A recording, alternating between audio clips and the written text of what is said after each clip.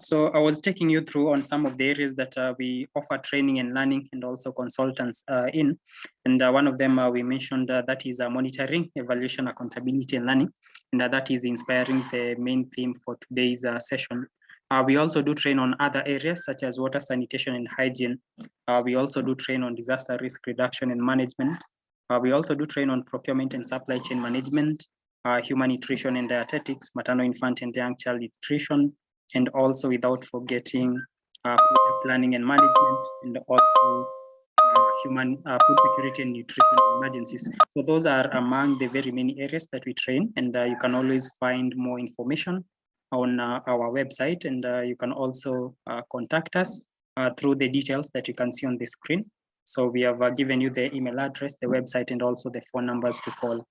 So let's keep on interacting and making sure that through together and through this kind of initiative, we can always have a platform on where we can learn and upskill together, as we also offer professional advice to you and support you in consultancy matters in regards to humanitarian and also development projects that you might be working on. So with that said, I would like to invite Eric again, who is going to lead us to the session in terms of where we start and how the session will be conducted. And I'll be interacting with you towards the end of the session. So thank you and welcome once again. Thank you, Anthony, for that. And our next person in line is Winnie, who's going to be our key speaker. And before we invite her, just to make just a few announcements. In case of any question, you are free to use the Q&A section of the Zoom chat. I think we can all see it just below. And in case of any question, you can always raise your hand, and our speaker will be keen to notice both the Q&A and the raised hands, and she will be there to answer any and all our questions. And without further ado, I'd like to invite Winnie, who is going to give us a small introduction about herself, and then she's going to kick off the session. So welcome, Winnie. Thank you, Eric. Thank you, Anthony. Thank you, Humanitarian Global Team. And welcome to all participants. Maybe let me just say hello first. Hi, hope you can all see me. My name is Winnie Moya. I am a monitoring, evaluation, accountability, and learning expert. I've been in this field for a while now, and I hope to take you through this session from my experience in working both as an implementing partner in an NGO and as a consultant, working with different donors, UN agencies, and various partners. So I'll just take you through it. As you've heard from Eric, please put in your questions in the Q&A section. We'll have a chance to answer them at a different time frame, but if you have any maybe Eric will help me to bring that to my attention, and then we can take it as we go. I hope you can hear me loud and clear. I can see someone saying make the sound loud. Let me increase my volume. Maybe Humanitarian Global Team can help me if you can hear me clearly. And then I can start. Yes, Winnie, we can hear you loud and clear. Okay, great. I'm just going to share my screen now. Great. Let me know if you can see. Right. Okay. So this is the agenda for today. We're going to go through meal in each of the sections. So monitoring, evaluation, accountability, and learning. Just as an overview, remember this is not going to be as in-depth, but this is just going to show you what you can get also in the courses that are offered at Humanitarian Global.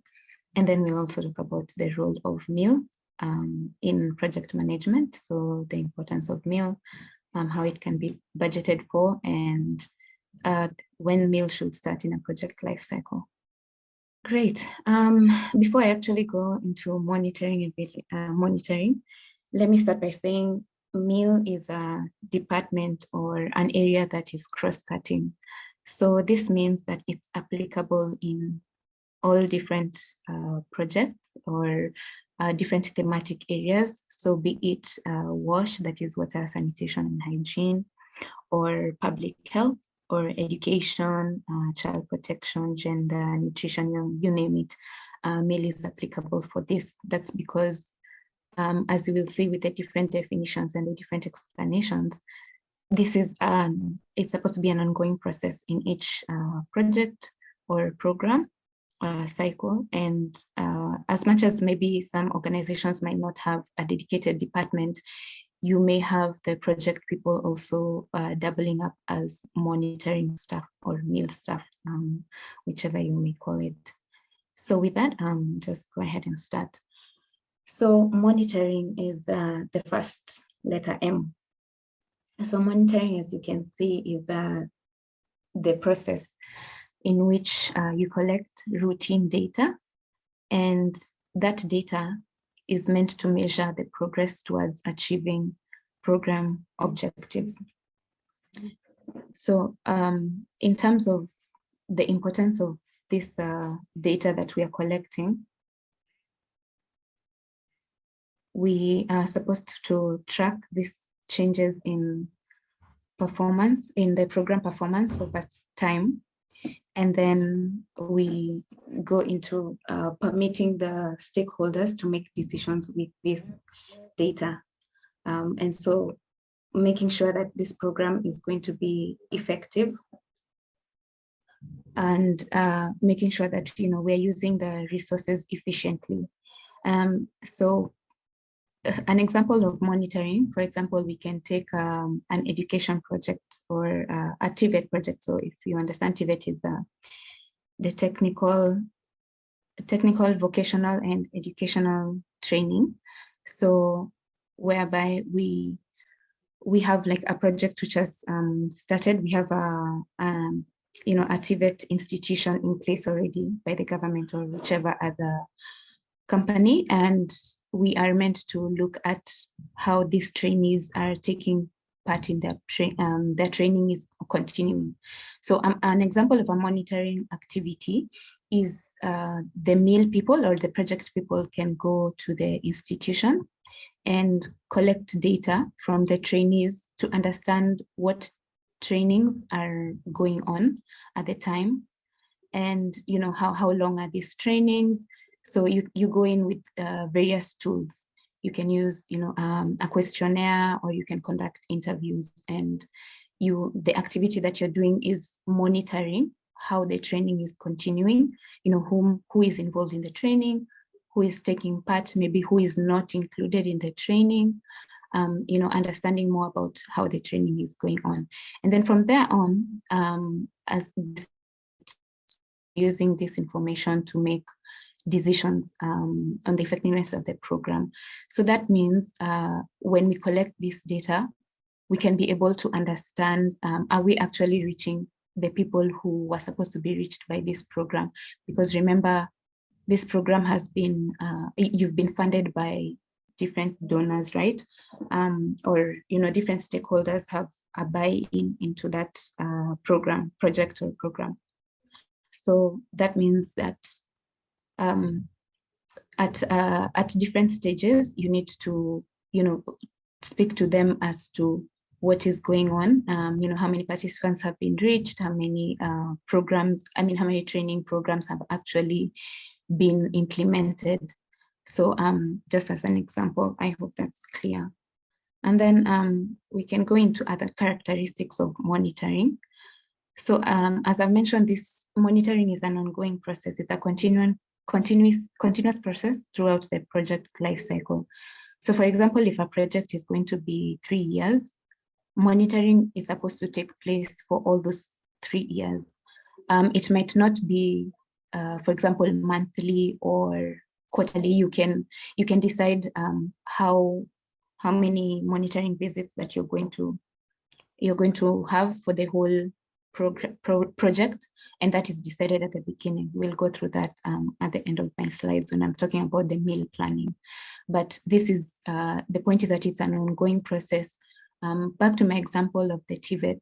So you're going to this institution. So remember, these trainees have been, they're going to be going through this training, whether it's for 6 months or for 2 years or 3 years. So that means at different levels, they're supposed to either have received training to different levels for them to understand different items or different timelines. Sorry, just give me a minute. Let me switch my presentation. Just that, but the content is still the same. Sorry, just need to switch it, but I hope we are all together up to that point. In case of any questions, remember to just drop them in the Q&A. As Winnie tries to correct the sharing, sorry about that.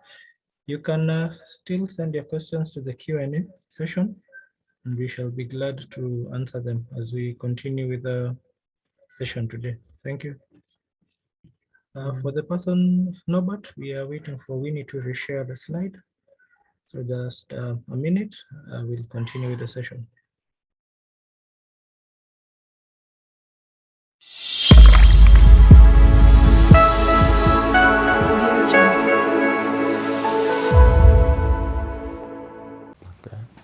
My name's Babu Karkor. I actually come from West Africa, the Gambia. I work for our national water and electricity company called NAWEC. I actually came across Humanitarian Global in the internet, and I was really interested when I found they could do some training on water sanitation and hygiene. Actually, I was pleasantly surprised because when I came here, the training material, the lecture guide and everything was extremely beyond my expectation, although it was very intensive and very, very tough. So every day I have to do a homework, which was really not easy. Closing at 5 o'clock and having to follow up with a homework wasn't very easy, but I think we have conquered it, and I am grateful. My expectations were met beyond imagination. The training was really detailed. The material and content were really wonderful. And I think everything was beyond my expectation. I've been given material, I've been given guidelines, and even this institution is trying to link me with people internationally who are interested in and doing what I am interested in doing also. My connection actually started when I flew into Kenya around 1 o'clock late at night. I found people of Humanitarian Global at the airport. These people were able to meet me at the airport, pick me up, and made me settle down late that night. And from there, I think it was just like a family. You know, everything went well. I really felt like home from home. Nairobi, frankly speaking, I can see Kenyan people are a very agitated people. They want to drive for development too much. But my advice to Kenyan people is Kenya is a beautiful country. You've got good education system. Your country is developing, and I can see a lot of young, talented people in Kenya. I think you have to at least minimize your aggressiveness. You are getting there. Advice is, frankly speaking, at Humanitarian Global, if you come to train with them, you really expect to have value for your money. The course facilitators are wonderfully landed. They will give you both the guidance, the information you might need with relevance, and they can even help connect you to other professionals there in the world. Thank you. I am pleasantly surprised that I could discover such wonderful knowledge in Kenya. I can't be but very grateful. And I don't think you guys owe me anything. Maybe I owe to come back again. Thank you. Okay, welcome.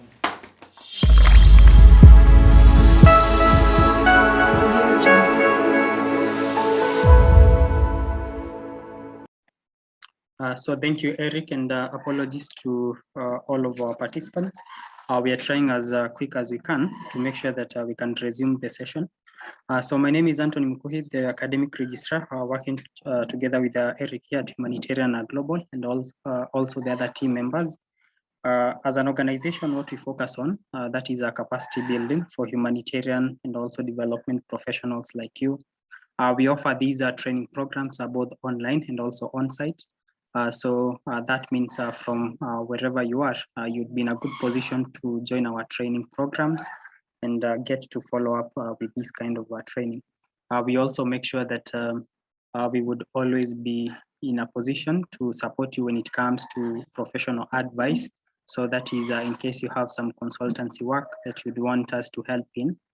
Through our global pool of experts, we are in a position to work with you in that capacity. So that means your organization might be implementing some projects. Maybe it might be in WASH, a meal project, and you need some guidance on the same, or even a professional advice. So we can always get to work with you in that capacity. So as I said, we cover many areas, and let's continue waiting for Win. I think she's almost rejoining again. So among the very many areas that we keep on training our participants across the globe, one of them is water sanitation and hygiene. We also do train on monitoring, evaluation, accountability, and learning. We also make sure that we can train on project planning and management, human nutrition and dietetics, maternal, infant, and young child nutrition, food security and nutrition in emergencies. We also make sure that we can train you on procurement and supply chain management. And I can see Winnie, she's connecting back. And thank you for your patience. So Winnie, can you hear me? Yes, I can hear you. Sorry. Okay. Yeah, sorry about that, the just challenge. And thank you for rejoining again. So we are ready for the session, and apologies to our participants once again. So you may try to reshare your screen so that we can proceed. Yes, I will just do that now. Okay. There, I hope Yeah, sure. everyone can We see can it. see the screen, and also your audio is perfect. It's loud and clear, and we can hear you.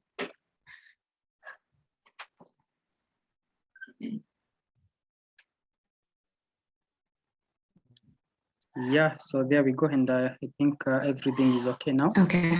Yeah, and I would like to invite you again. Great. I think let's just continue. So you're ready?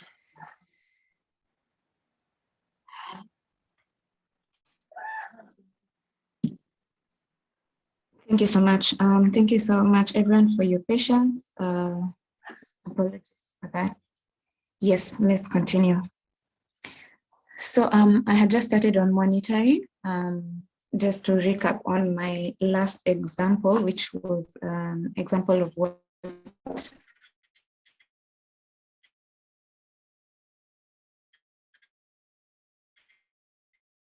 is a monitoring activity. So we're going through a TVET program, and we have, so from our standpoint now, we are talking as the people who are implementing a project or a program. And so we are going to undertake a monitoring activity. In this example, the monitoring activity was to go into record information of how many trainees are in there being undertaken, at what time, etc. So we're collecting this information. This is data that we're collecting, and we're going to collect it over the period of time that the project is going to be going on. That is also called the assess the effectiveness. As you can see, the second bullet point, we are going to assess the effectiveness of this program, and we're going to see if. Okay, great. Yes. So I think this part is clear now. Let me just move on into the characteristics of monitoring, just because of time as well. So I'd mentioned that this monitoring is an ongoing and continuous process, and that we are going to undertake these activities throughout the project lifecycle. So that means, we're collecting data at different intervals, but throughout the project lifecycle, so throughout the project duration. And then to the second point is that we require to collect this data at different points of the project cycle, including at the beginning. So this is very important to have a baseline. So a baseline is the the first reference point that we have for any project. So we'll move on into evaluation, and you will see evaluation where we compare the project, a different project. We need to find out what is the status quo. Using again my example of the trainings and trainees in a TVET institution, we can go into the institution at the beginning of the project and find out, for example, how many students are undertaking tailoring. One, how many students are undertaking, beadwork or masonry. Two, we can find out also how many trained teachers there are. And so to this effect, we can find out if the project that we are undertaking is going to increase the number of trainers and trainees, and also, make sure in terms of also gender segregation, we are finding out, are there more students who are female or male, preferences, and, we can measure now progress from the baseline. Thirdly, we can see what needs to be adjusted as per now this monitoring activities. As I've just mentioned, if we are finding out that as the project continues, maybe less females are interested in doing tailoring, and maybe, ask questions as to why, we can, we can monitor where are the other females more interested in participating. What about also the trainers? Maybe are we appealing to more trainers, and why? And so from there we can find out, okay, do we have to change the project? So there's the document called the logical framework, which has the project in terms of the different goals that we have for this project, the outcomes, and so the activities that are feeding into this project that are turning into now the outcomes, and eventually monitor a project, we can be able to come back to the drawing board and find out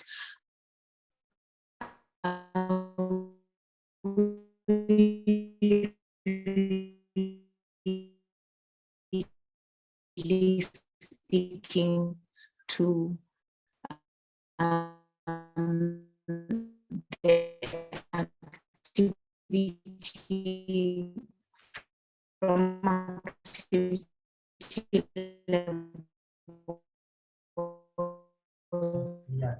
Hello, Winnie.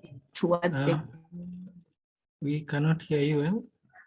Maybe goal, just try another. or do we need to change the goal, or do we need to change the activity? You can change the different elements. I hope that's clear. Again, now the last point here is just that monitoring pertains to counting, tracking, and collecting. So this is in form of data. So as on trees, we are tracking how are they being a different, levels. There is like a passage you do segments. So are they being? Hello, Winnie. We cannot hear you well. Kindly adjust the internet for clearer audio. Again, I need to reshare. I'm not sure at what point that you lost me. I think we can begin from the third slide, slide number 3. Is this slide number 3? Sorry. This one? Next. Yeah, I think we can start from there. So again, the key characteristics of monitoring. Okay. Monitoring is an ongoing process. As I mentioned, this is it's going to take place at different levels of, at different points in the project life cycle, but it's going to be continuous. So just tying it into the second bullet point, that we're going to collect it at different points throughout the project, but from the beginning. So the baseline is very important. The baseline is the first point of reference that we have for any project. And it's important because at the end of the project, we are going to measure be it impact, be it effectiveness, and we are going to see, and for you to compare, of course, you have to have like a start point and an end point on an ongoing basis, because this can help us, as you see in point number 3, this can help us adjust the project. We can improve the project as an ongoing basis. So that means when we collect the data, for example, we talked about the TVET example that I gave. So we go into a TVET institution and we can collect data on the number of trainees and trainers that are in a certain program. And we can see, are we improving the trainings, depending on also what are our objectives or our activities. Do we have any improvement, 2 months down the line? Have we increased the number of trainers in the institution? Do we have more females taking part in different training programs that before they were not? And are we improving the community at the end of the day?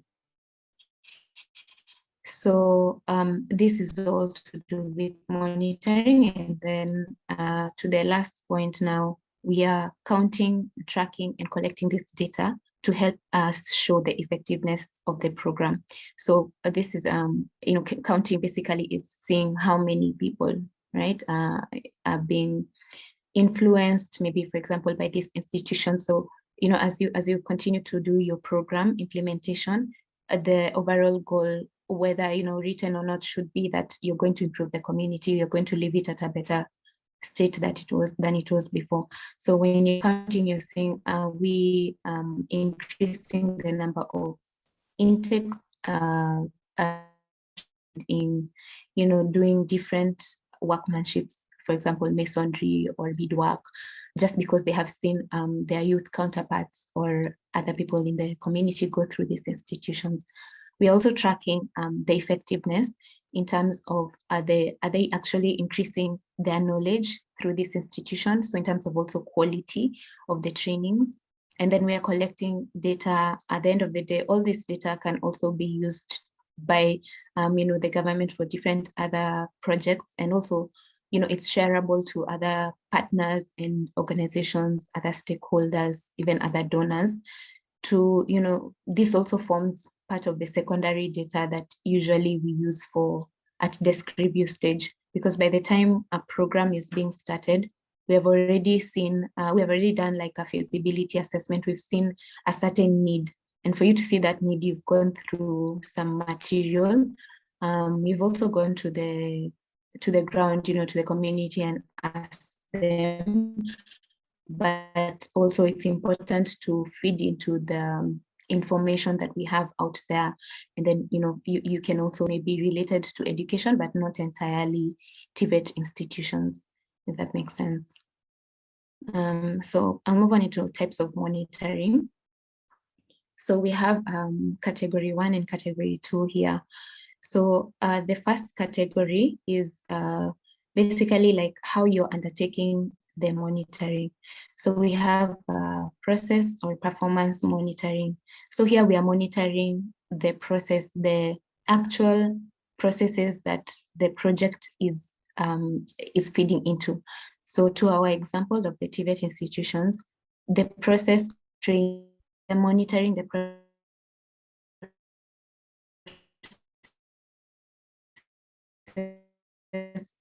of training.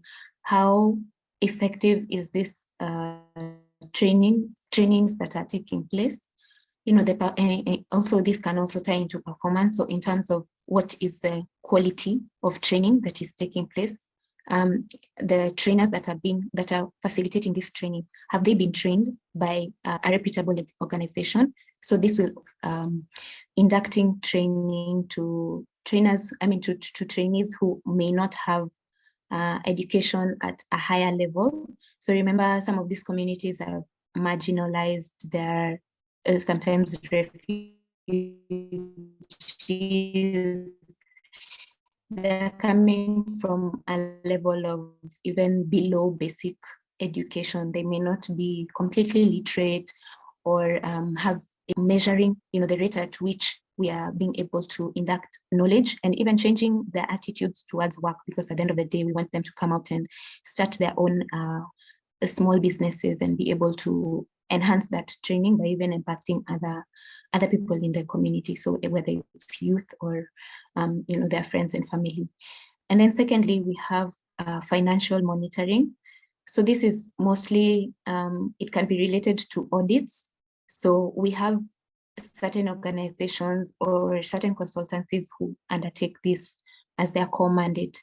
So they will look at, things such as their books, efficiency of resources in certain projects. They also look into, how many staff are there, what is the, how are they being paid, is this the cash flow? They look at different elements. Normally, financial monitoring is very separate from these other kinds of monitoring, and it's very specialized because it's in-depth into resources and money.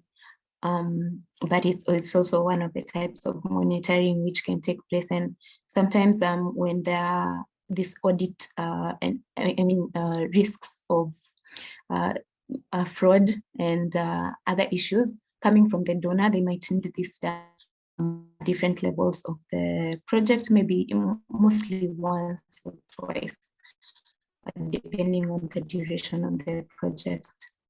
And then thirdly, we have the beneficiary contact monitoring. So in the beneficiary contact monitoring, we are going to talk to the beneficiaries. So beneficiaries are the people who the projects are helping or assisting in one way or another. So in our example of the TVET institutions, our beneficiaries are the trainees. So these trainees could be, we need to have specified these trainees. So they could be youth who are aged between 15 and 29, for example. And so we trace them. They could be trainees or they could be graduates. And then, we ask them the questions that are relevant for this project. So as we've mentioned before, for example, when were you enrolled in this project? In this program, what were your expectations? How many classes have you attended? What do you think? What is your feedback on this? What do you think about the trainees?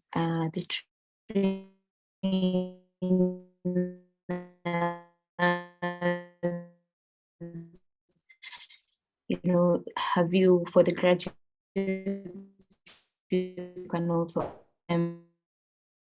since they graduated from the project, have they been able to establish their own businesses, assist the project to be better?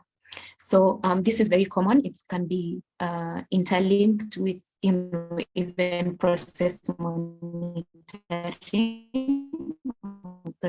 performance monitoring, because it's very important to, when you're undertaking monitoring activities, you're also using different techniques.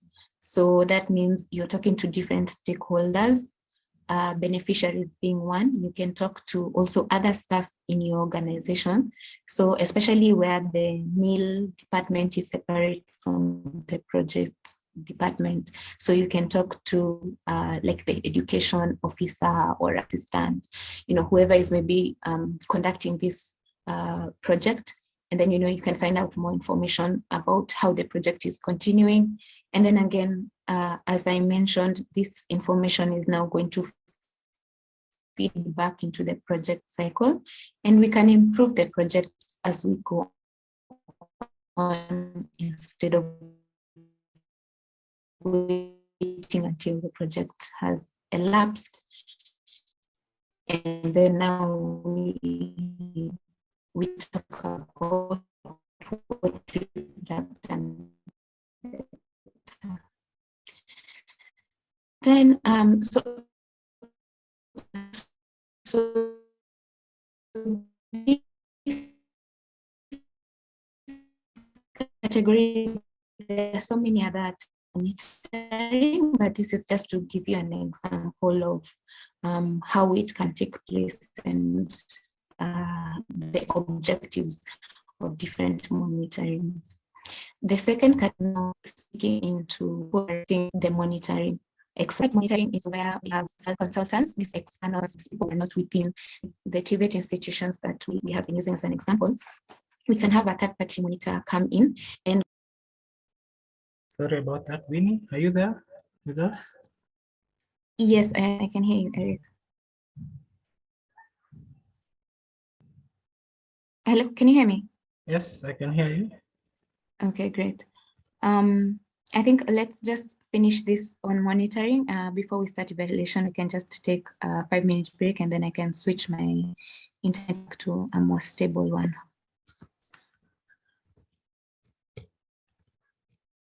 Okay, I'm just going to share my screen. I hope you can see it.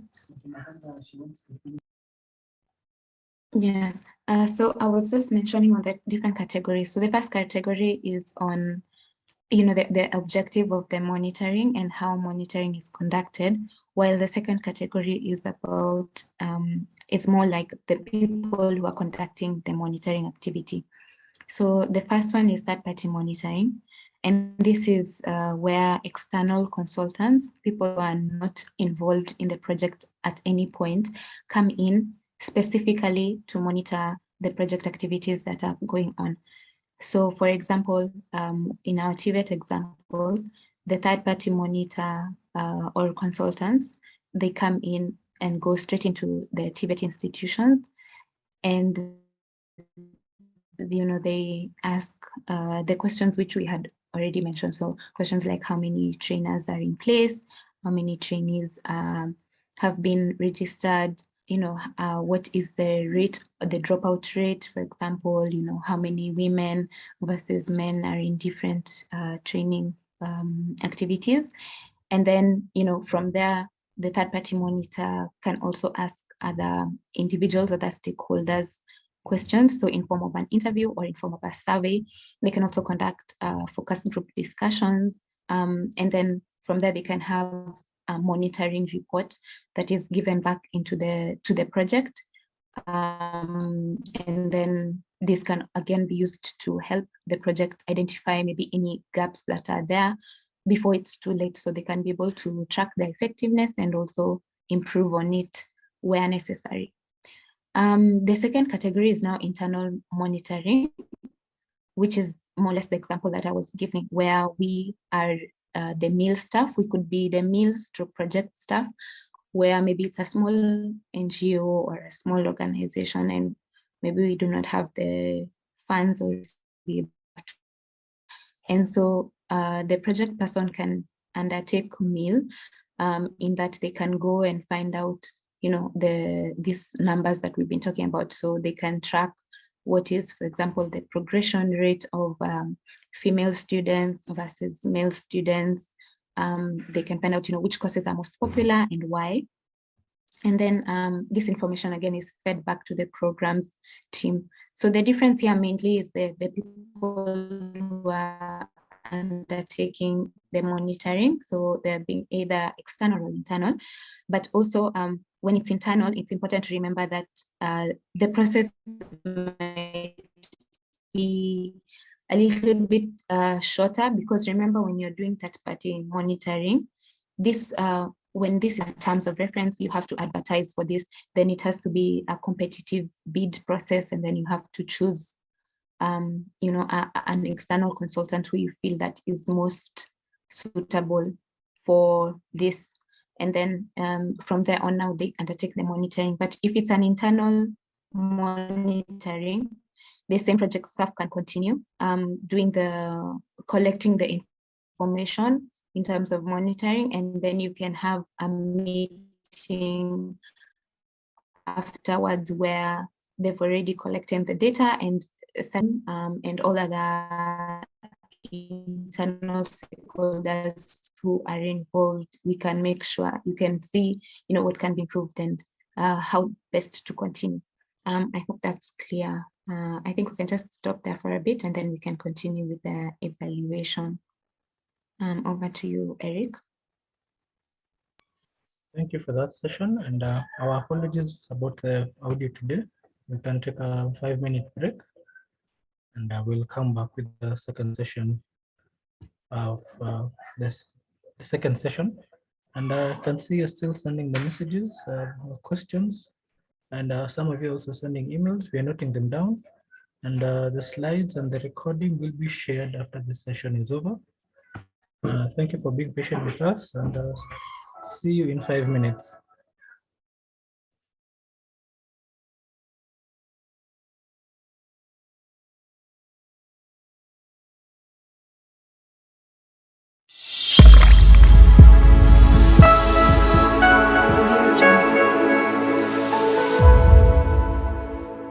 Yeah, my name is Stephen Muchami. I am a consultant and also a trainer for Humanitarian Global.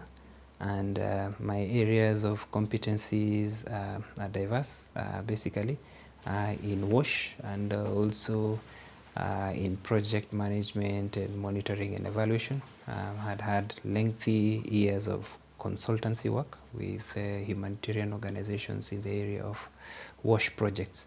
And that's basically what describes me. Yeah, in terms of efficiency, we can say that the program really was well organized, was well coordinated, and I think we managed to achieve a lot. Sometimes some sessions we could be run over by time because there is much to cover and the time sometimes is limiting. But interestingly, this is a program that we have essentially been able to cover everything that we intended to cover.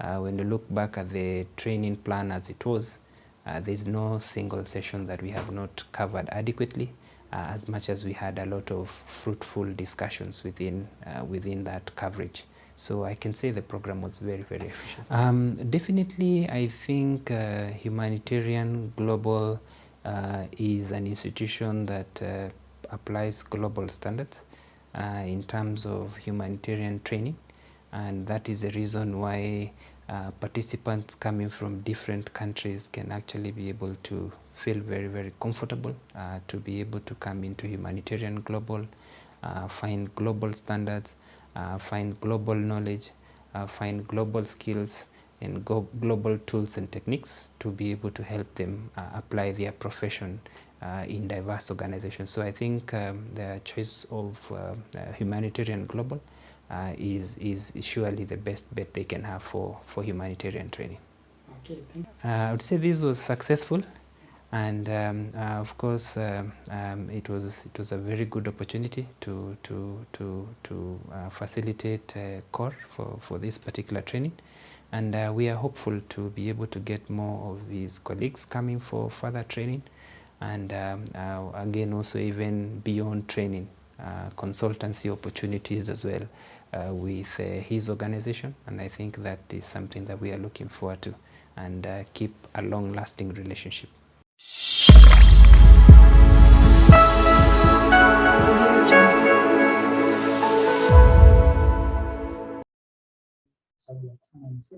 Thank you. That was one of our participants from Gambia. His name is Kor. If we can continue with the second part of the session. Winnie, are you there with us? Yes, Eric, I'm here. You can continue. Yes, before we continue, actually, I just want to take two questions. I've seen one which was on the chat asking about the advantages of using an independent monitoring. And I think that was the one which was talking about the third-party monitoring using external consultants. So always the biggest advantage of using is that they have not been involved in the project at any timeline. So that is a really big bias sometimes. So that means, when we, especially, when we're doubling up the staff as the M&E people, you may come in with the bias that, you already know the project, you already know that in, for example, 3 months time that we're going to reach 300 trainees. But when you go to the ground, when you go to the institutions, it's actually not 300. And there's a risk that, they might actually not give the information that is there. So that's one. Two is that the independent consultants will come in and take in that task for you. And so you can continue with the project implementation. And even if it's the meal department, they can continue with other monitoring activities. It will help you to save time. You can continue with other activities, but then remember, you need to have the resources for this. It's not always available. And there's always the fact that the third-party monitoring is also requested by the donor. So you might not have control over the people who are coming in, the external consultants. So the donor, in my experience, the donor actually requests because they may not be able to come to the ground, whether it's Nairobi or whether it's South Sudan. They may just be in Europe or different countries, and they cannot physically come to the location. So that means that they are sending external consultants to check that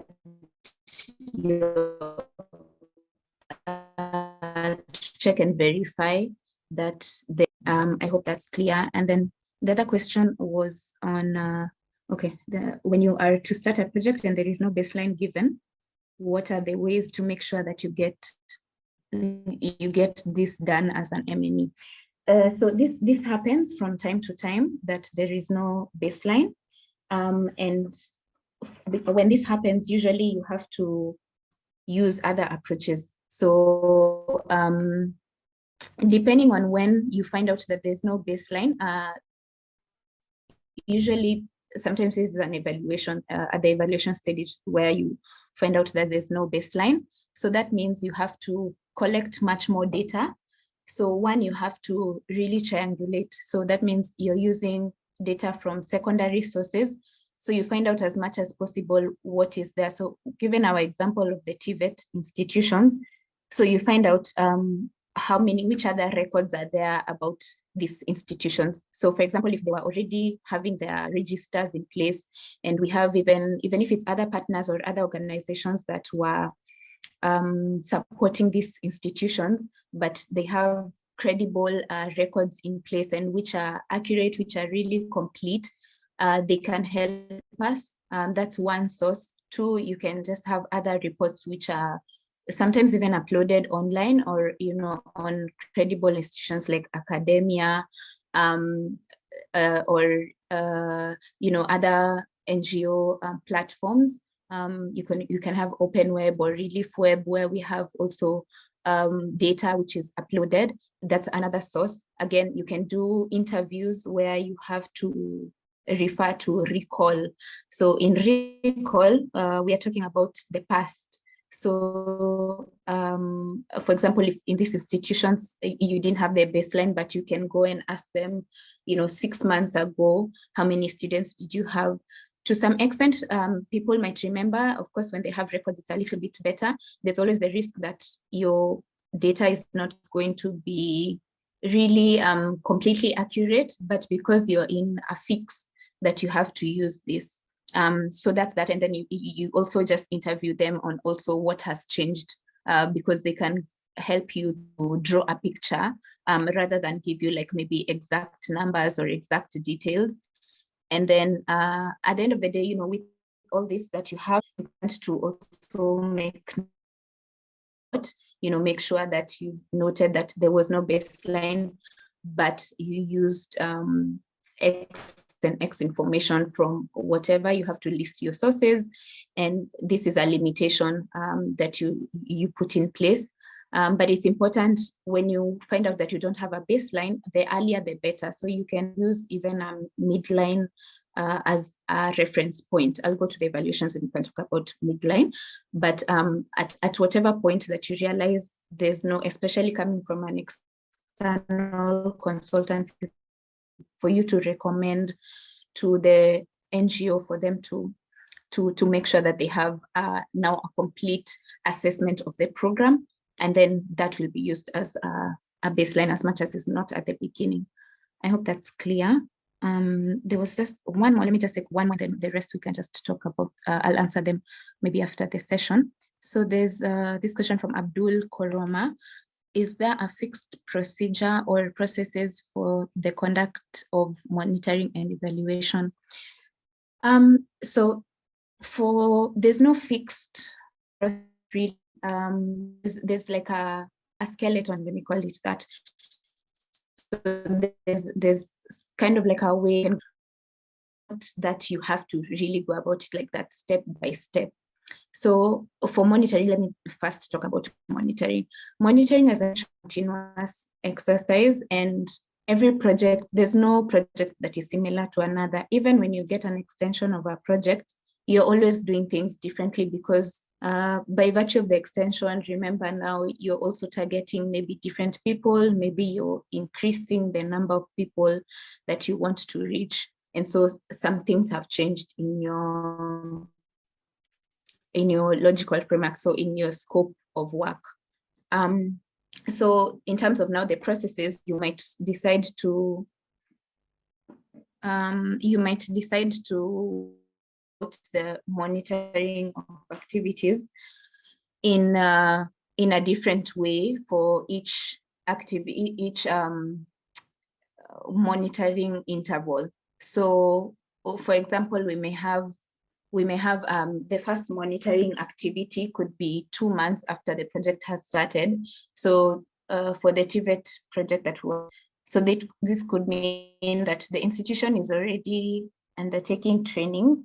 And so this time you may decide to approach the head of the institution and have an interview with them and find out all the information that you have. Then during the next monitoring exercise, maybe 3 months, that is now 5 months into the project, you may decide to go directly to the trainees or the graduates, and then you can get the information from them about qualitative aspects of the project, and find out what what they think about the project, maybe how it can be improved, etc. In terms of evaluation, the processes, again, these are dynamic because Winnie, excuse hello? me. Yes? Kindly share your screen. We cannot see the pointers. Oh, sorry, I was just answering the questions first, and then I Okay. can go to the question. To the slides. Okay. Yeah, let me just finish up on that one. So it was on the second part of the question was about whether there are fixed processes for evaluation. So in terms of evaluation, there are different ways again of doing evaluations. So where you have external consultants do the evaluations, you need to make sure that you're on the same page with them, that they understand how they should generally they should undertake the evaluation. So you may have, for example, 4 phases. You can have the inception, the data collection phase, and then the data analysis, and then the reporting. General way of the processes, but they can decide how to go about it in detail differently. So for example, if at the inception phase, you can have the inception meeting and make sure you've already gone through the tools that they're going to use, that is the methodology that they're going to use to evaluate the project. They can decide to start with interviews or surveys, or the different techniques that they do, as long as they're going to do the data collection and then data analysis as per your meeting and as per what you've decided together. I hope that makes sense. I think I'll just go straight back to the slides on evaluation, and then I can answer the questions later, maybe after the session. We can have a Q&A. And other questions, maybe we can also answer after the session, but we're taking note of that. So thank you. Great. Okay, so let's go to evaluation. I hope everyone can see my screen. So it's design, implement. This is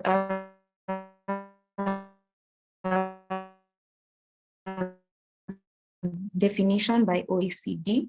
OECD is an organization of the definition. So the main things here to focus on to understand what is evaluation is that it's an objective assessment. It's systematic and objective. So that means it's not subjective. The opposite of objective is subjective. So it's not from your own point of view. It's supposed to come from the beneficiaries, the participants of the project. The second part is that it can be for an ongoing or a completed project.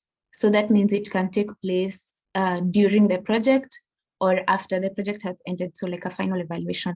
Or project, program, or policy. And then again, now evaluations look at design, implementation, and results. The OECD has a certain criteria. It's called DAC. So this DAC criteria is, so this in this DAC criteria, we talk about the relevance and appropriateness of the project. So the 7 key facets. So there's a relevance, stroke appropriateness. There's the efficiency of the project. There's the effectiveness of the project, the coherence, and the impact of the project, sustainability of the project. There's 6, sorry, not 7. So 6 main facets of evaluation.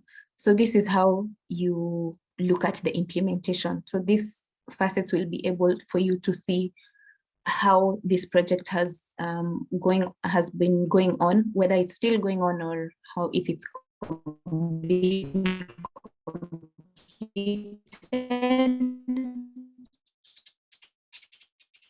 And then from there you can see what is involved, and especially in terms of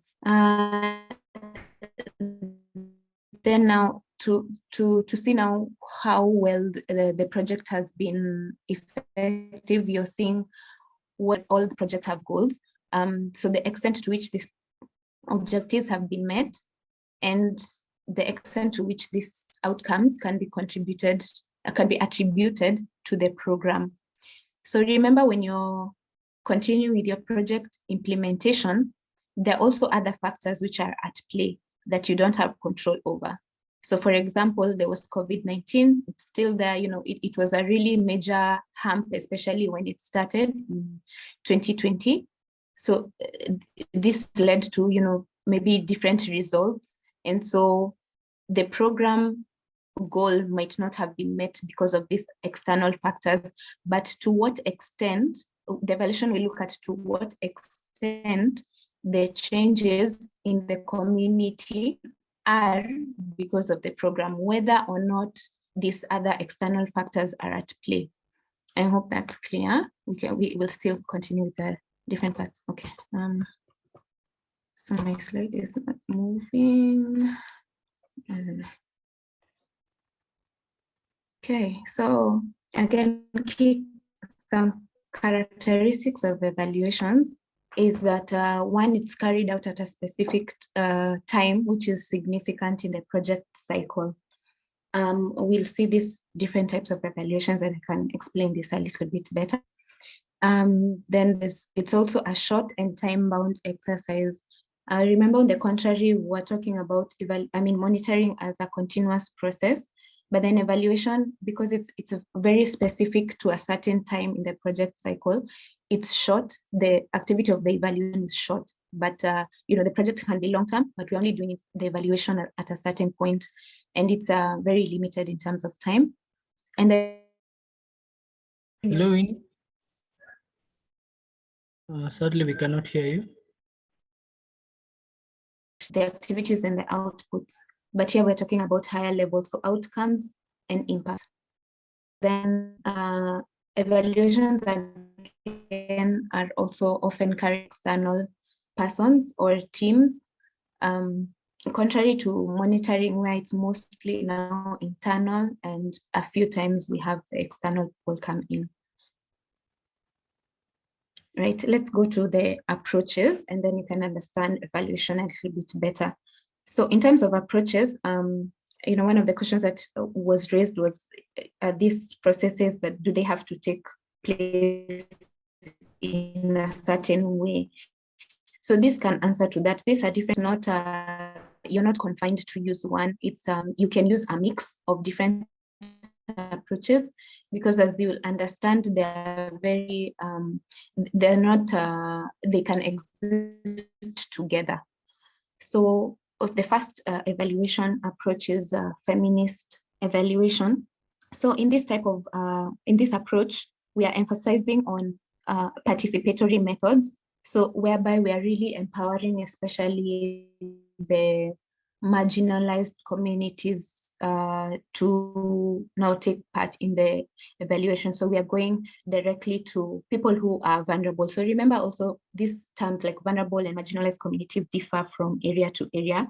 So for example, in one context, you may have orphans and widows are like the most vulnerable, but in a different context, it's the elderly who are the vulnerable.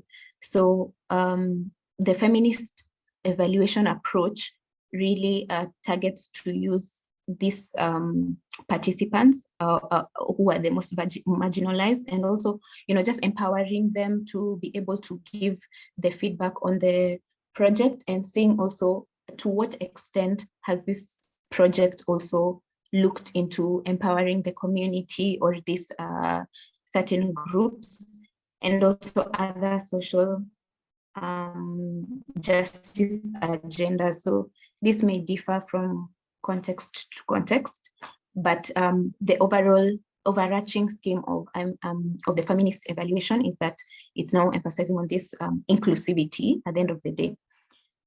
So the second point here is the transformative evaluation. The transformative evaluation, it intentionally also engages stakeholders,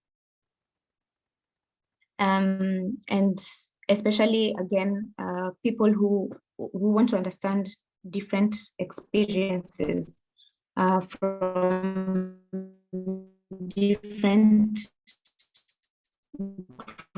groups. So in form of now seeing how much change has there been from the word transform communities. So you see how we're talking about the changes, the dynamic changes, the unique experiences that these people have, and then they're the ones who are really feeding into this evaluation. And then thirdly, we have the real world evaluation or the realist evaluation. The real world, whereby we are conducting evaluation under a lot of constraints.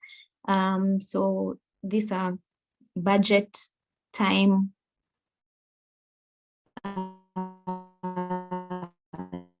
data, and that we're really facing a lot in the area that we are working in, and so that means the evaluation is normal day-to-day challenges, but because of and so it's really difficult, as I've mentioned, like one of the challenges about maybe not having a baseline. So that is like a challenge of data.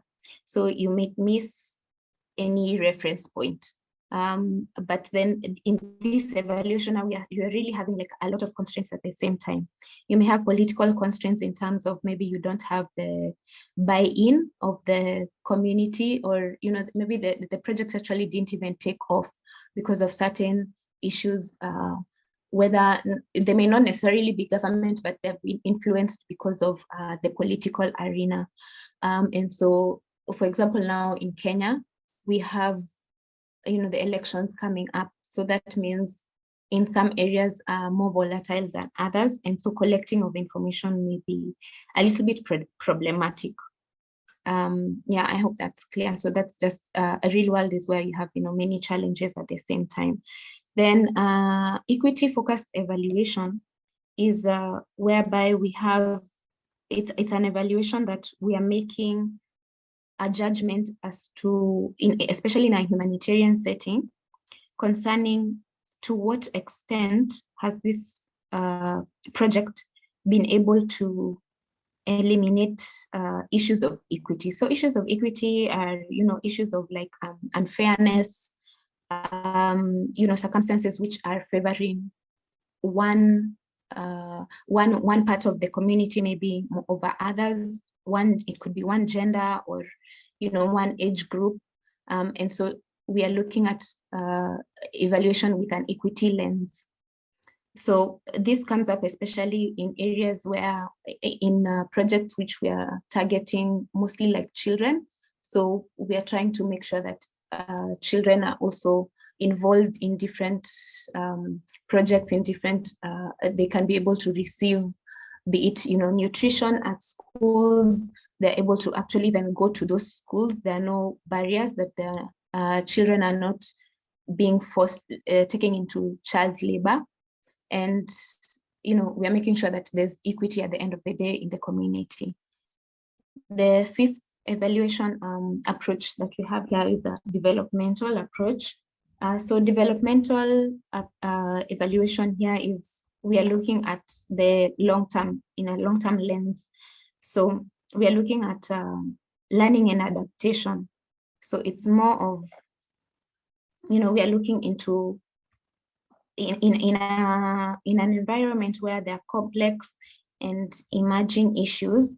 For example, as I've mentioned, areas where we have like political constraints or some lack of buy-in, but then at the end of the day, we are learning and adapting and being able to, in the long term, being able to see how the project can really impact the community for a duration where we have been able to use these conditions and make them, help them to use them to help us in the long run. So let me give an example of, for example, in a really politically volatile climate, like Northern Kenya,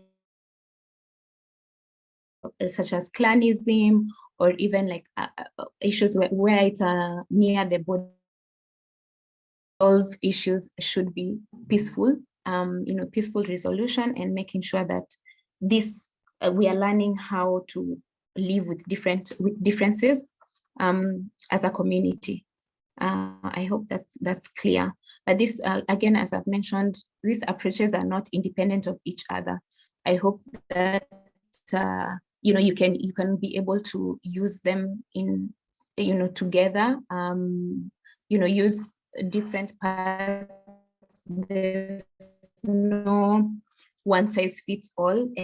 And remember, again, you're working in a dynamic and very low evaluation because you feel that there is a lot of things that are against you. But then at the end of the day, you might come out using out the developmental evaluation, and it's not right or wrong. At the end of the day, is making sure that you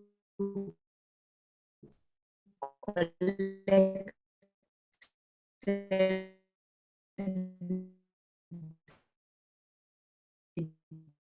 data objectively, attest to maybe what parts of these approaches that you've seen could work in future, impacting the people who it's supposed to impact.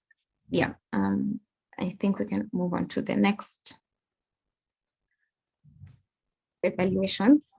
This category 1 is on the objective of the evaluation, while category 2 is the time frame of the evaluation. So the first category, number 1, is impact evaluation.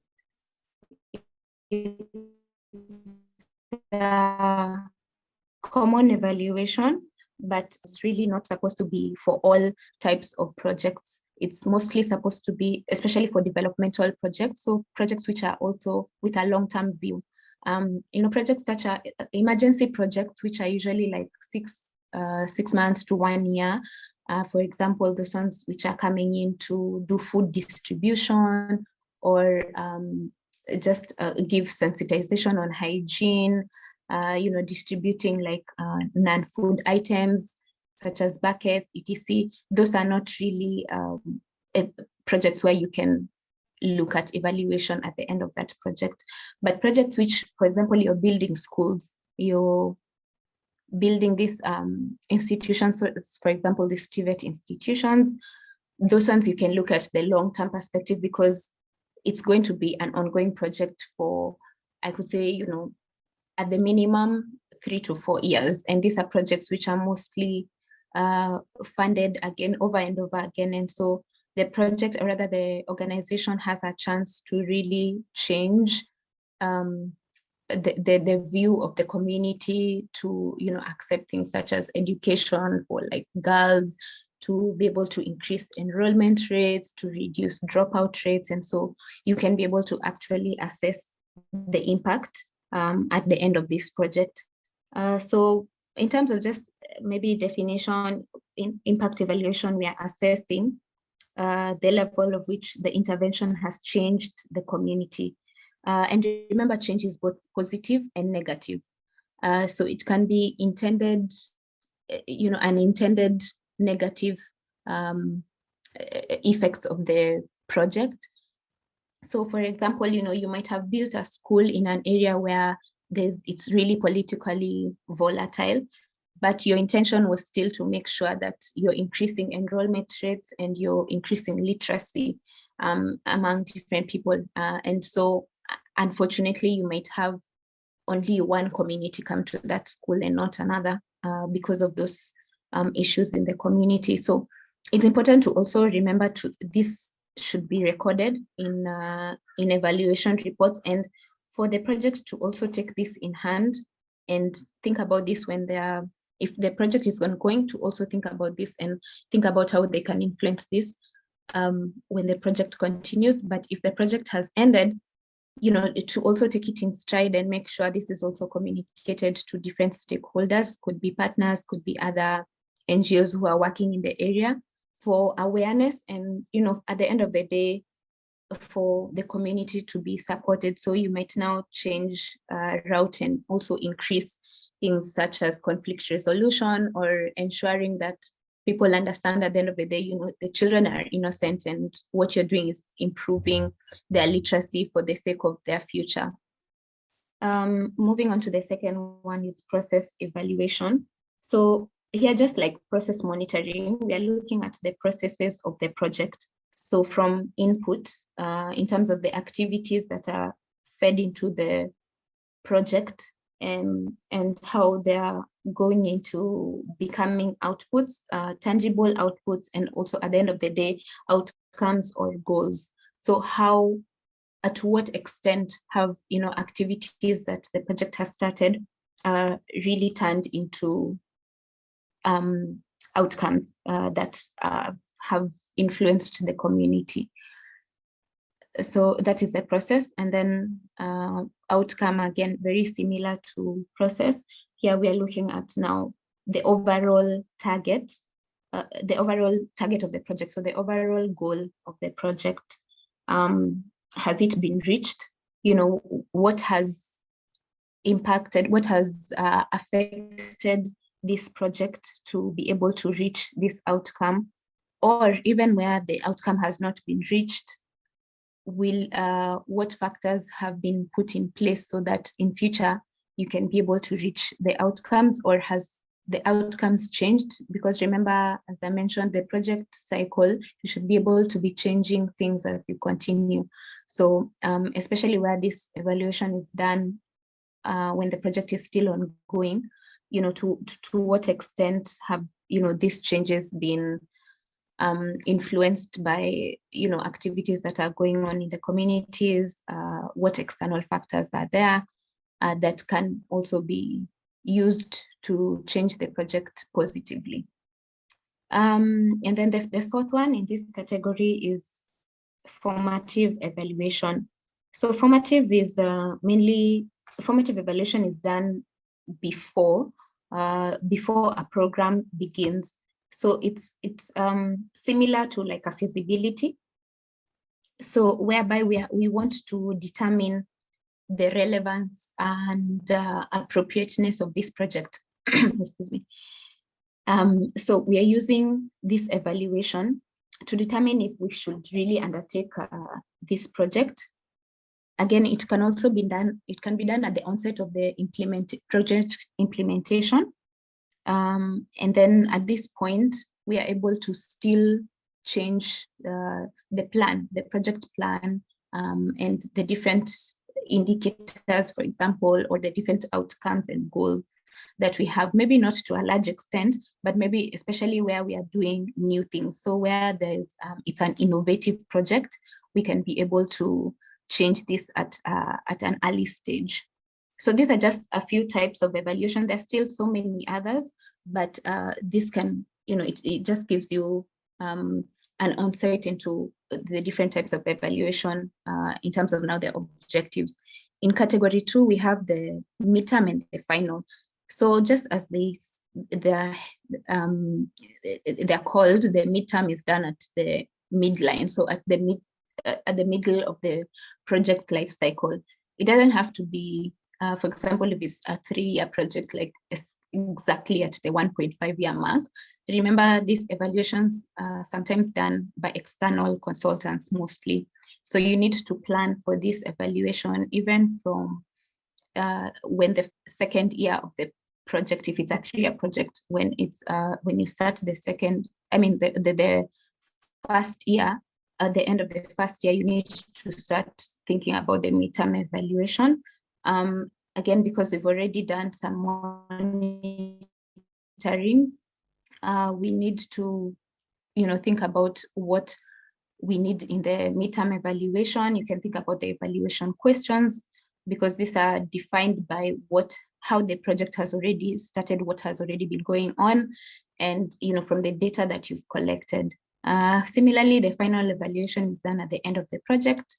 It can be done just when the project is ending, or even like a month or 2 after the project has ended. So when you've already done your closeout, it's important to do that final evaluation, because now you're reflecting back on the whole entire project. Especially for long-term projects, this is very impactful. The final evaluation, I need to mention, can also be now called all these things. So an impact evaluation, for example, is usually often referred to, an impact evaluation can be a final evaluation, or is actually a final evaluation. So you don't need to do 2. You don't need to do a final evaluation, then you do an impact evaluation. But remember, again, impact is also very long-term. You can come in and do an impact evaluation even 6 months after the closeout of the project. And so depending on also the donor and other stakeholders that are involved in the evaluation, you need to agree and come to a consensus that you need to see the impact, especially for like social behavior change projects. So projects where you're influencing the knowledge and the attitudes and behavior change to aspects such as, for example, like female genital mutilation, or early marriages, or child labor, things that really need a long term. It's important for you to do final evaluations or impact evaluations way after the end of the project. Yeah, I hope that's clear. I can move on to the next section. I'm seeing also time is really running. It's already 12:30. Yeah, so a few challenges that are key for you to also think about after evaluations are conducted. What happens is that people move on quite fast. Maybe you have a new project already starting and you have the same staff moving on to a different project. So sometimes we have learnings lost in between this point. Remember, at the end of the evaluation, we have an evaluation report. And at this stage, it's important for you to do a dissemination, but it's not always done. So when you do a dissemination, that means you have the learnings from this project, you're taken through this by the external consultant, and then you're able to use this to change maybe future projects, or even if the project is continuing, you can use these learnings to influence them.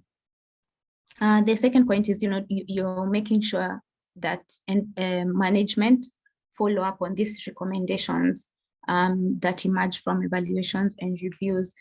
Remember, sometimes this management are people who are staying on for longer than the project staff. The project staff might be having, short-term contracts, but if this knowledge from the external consultants is not moved on in a way that people are understanding, so in form of like a workshop or a review, or any sort of meeting, if the management also which has now the power to influence different decisions or even policies, if they're not aware, then they are not even able to follow up on these recommendations. So it's important to make sure that you have also this in mind when you're doing evaluations. Okay, next. Yeah, so some similarities of M&E, just because now we are moving on to accountability, is that one is that it should be planned at the onset of the project or the program. Remember, monitoring activities are ongoing, so you can plan for a set number of visits depending on the project life cycle. And evaluation, again, depending on the cycle, you can decide to do both the midterm and the final, or you can have the final evaluation only. And you can, at the onset of the project, you need to also decide when you're going to undertake this. So there's the time periods. And this is also not cast in stone. Those work plans are always flexible, but it's important to plan them from the beginning so that you can also budget for them, and the staff are also aware of what is ongoing, and you can have proper preparations in place early on. So secondly, they're both culminated by reports. So in terms of monitoring, we usually have monitoring reports, which are somewhat informal, because remember, you're just taking note of, you're tracking things, you're counting, you're collecting data on how the project is ongoing. So maybe you're just using the indicators, and it could even be numerical, depending on also the agreement with the program staff. For the evaluation report, it's really like a structured report. It could be usually not less than 30 pages, or you can have a brief report, like 1 or 2 pages, and then you have the longer report, which is 30, 35, maybe even sometimes 50, 100 pages, depending on the project. But they both should have this, because these documents are now, again, part of the learning that you need to have, and you need to put them as part of your institutional memory. And that's where knowledge management also comes in. You should have systems in place that you have all these reports of the different projects, especially, maybe under different thematic areas, and you can borrow different learnings from them as you continue. The third point is that it can be done both by internal and external teams, depending on the threshold and the timing. So I think I've explained this. The threshold here, we are talking about the resource and the capacity. So of course, you cannot hire externally when you don't have the funds for this. And when you're hiring externally, remember, you're also going through a process of, you're selecting one bidder from maybe an area of bidders. So there could be people who are way below or way under. And so it's important to also keep a threshold in mind and make sure that this will also attract quality consultants. Yeah, I think we can move on to next on differences between M&E. I think I've highlighted most of this, but just quickly to go through, the first is a target audience for data collection and reporting. So for monitoring, mostly it's really internal. You can even say that it's mostly the project staff and the M&E staff. From time to time, maybe the donors could ask for reports, monitoring reports, but the evaluation report is definitely something that is a report that also feeds to different stakeholders, even externally. So you can have even where it's, for example, a consortium, you can have different partners supposed to also have the copies of the evaluation report to understand how the project has been taking place. Secondly, the duration of conducting the processes. The monitoring, as I mentioned, is continuous, but the evaluation is just for a short time. It's very specific. It could be maybe at the midterm interval or the final interval. The timing, again, I've just mentioned this. The evaluation is done midterm or final, or baseline, where we're doing maybe a feasibility. But then the monitoring can be done at any point of the project life cycle, and again, continually. The objectives, I think this was clear from the understanding of what exactly is monitoring. So we are collecting this information in order to understand the project effectiveness on an ongoing basis and to be able to change, if necessary, the different inputs or the different activities that are taking place. But an evaluation is really an assessment. We're looking at the past now. We're not looking at on an ongoing basis. We're looking at what was done and how effective has it been, how efficient were resources used, what is the impact of this. So we are looking at now the overall outlook of the project. The fifth difference is that the type of information used in data analysis. This was rather actually the data analysis methods used.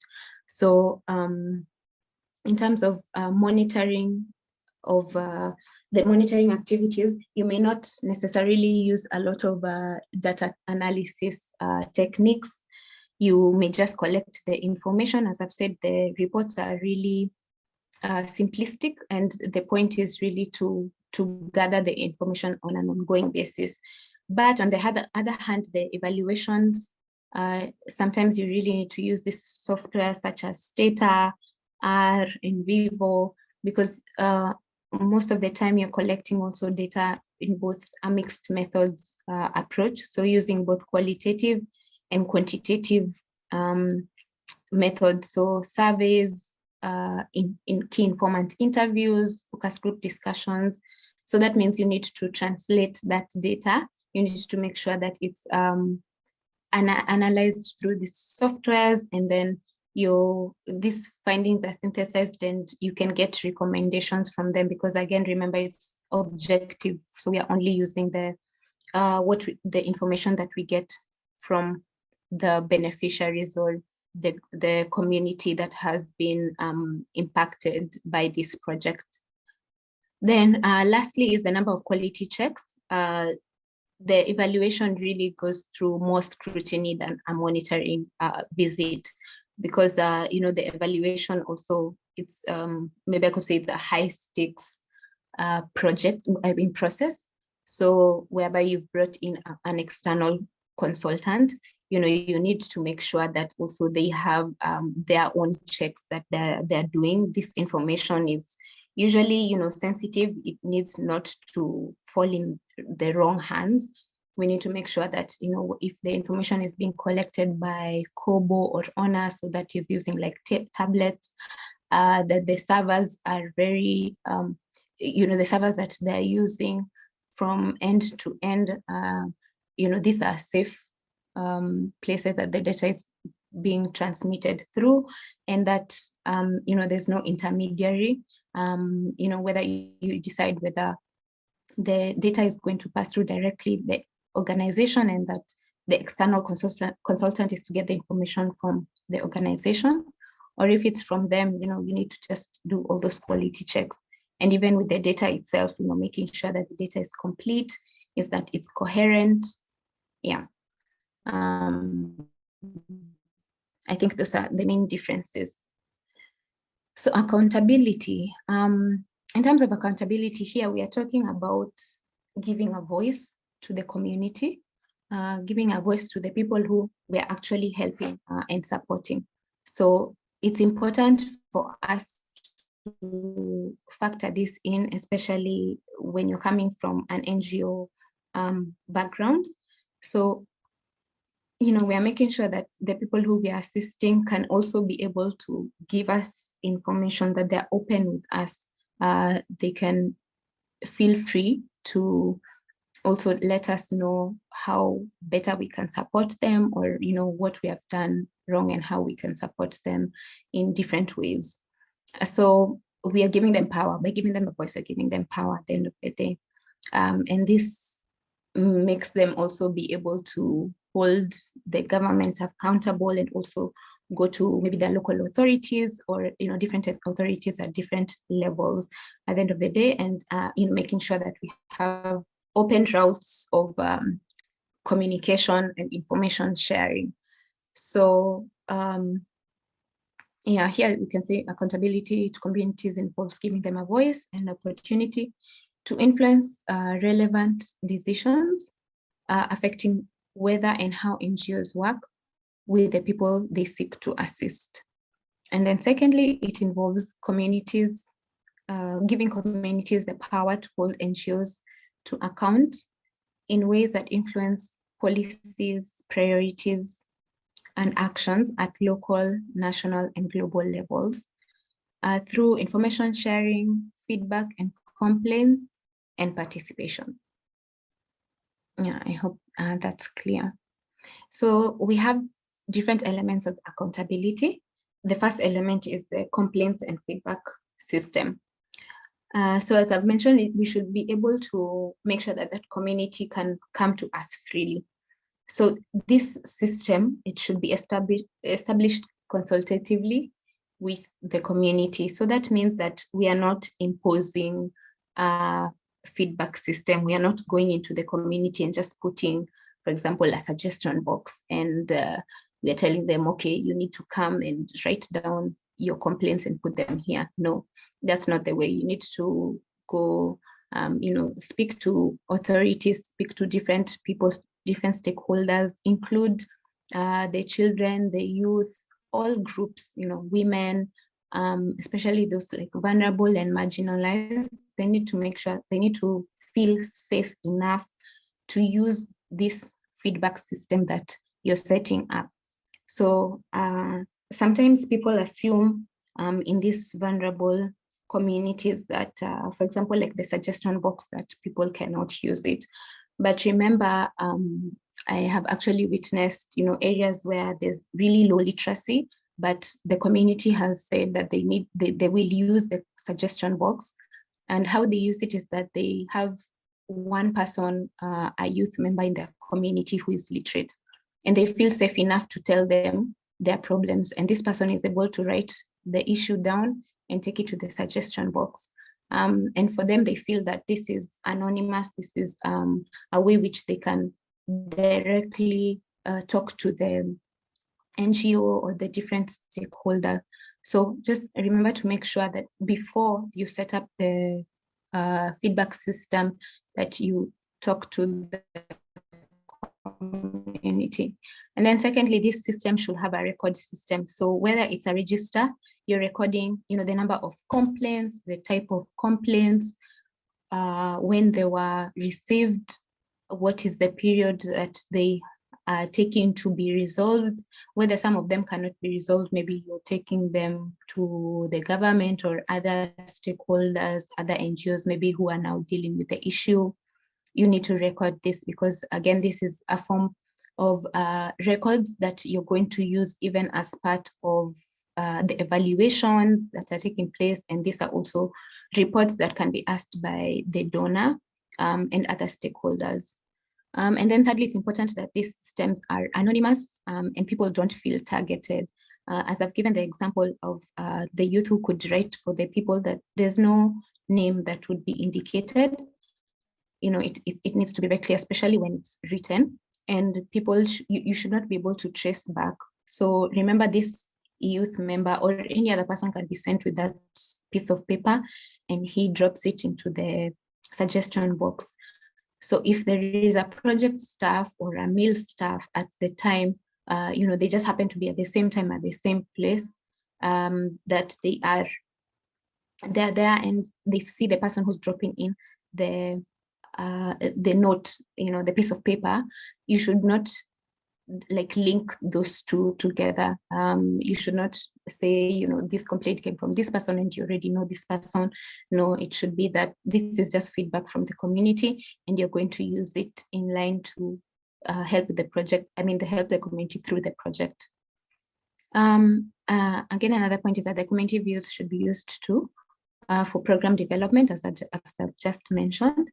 And then complaints should be addressed. It's very important to address the complaints, and it's important to also go back and say how you've addressed this complaint.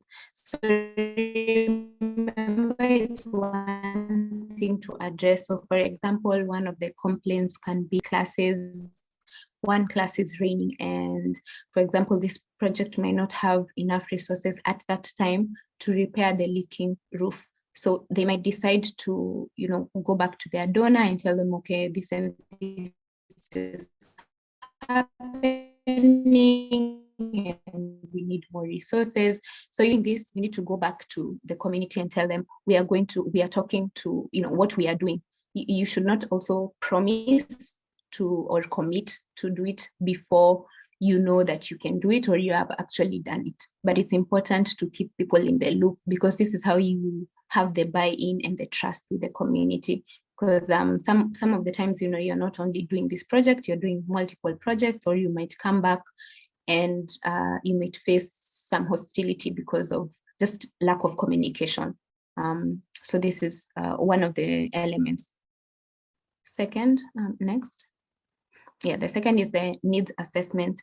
So a needs assessment is usually done before a project takes place, even where there's an emergency. So even where there's like drought, or even when the onset of COVID, needs assessment is done. So the only difference might be that during an emergency, it's called a rapid needs assessment, so an RNA. So when that happens, you don't collect maybe too much information. You don't have a lot of time to collect a lot of information, but it's important not to assume what the community issues are. And it's important to, ensure, okay, like the first bullet point, we're ensuring that we understand the community much better through this needs assessment, because through the needs assessment, you're talking about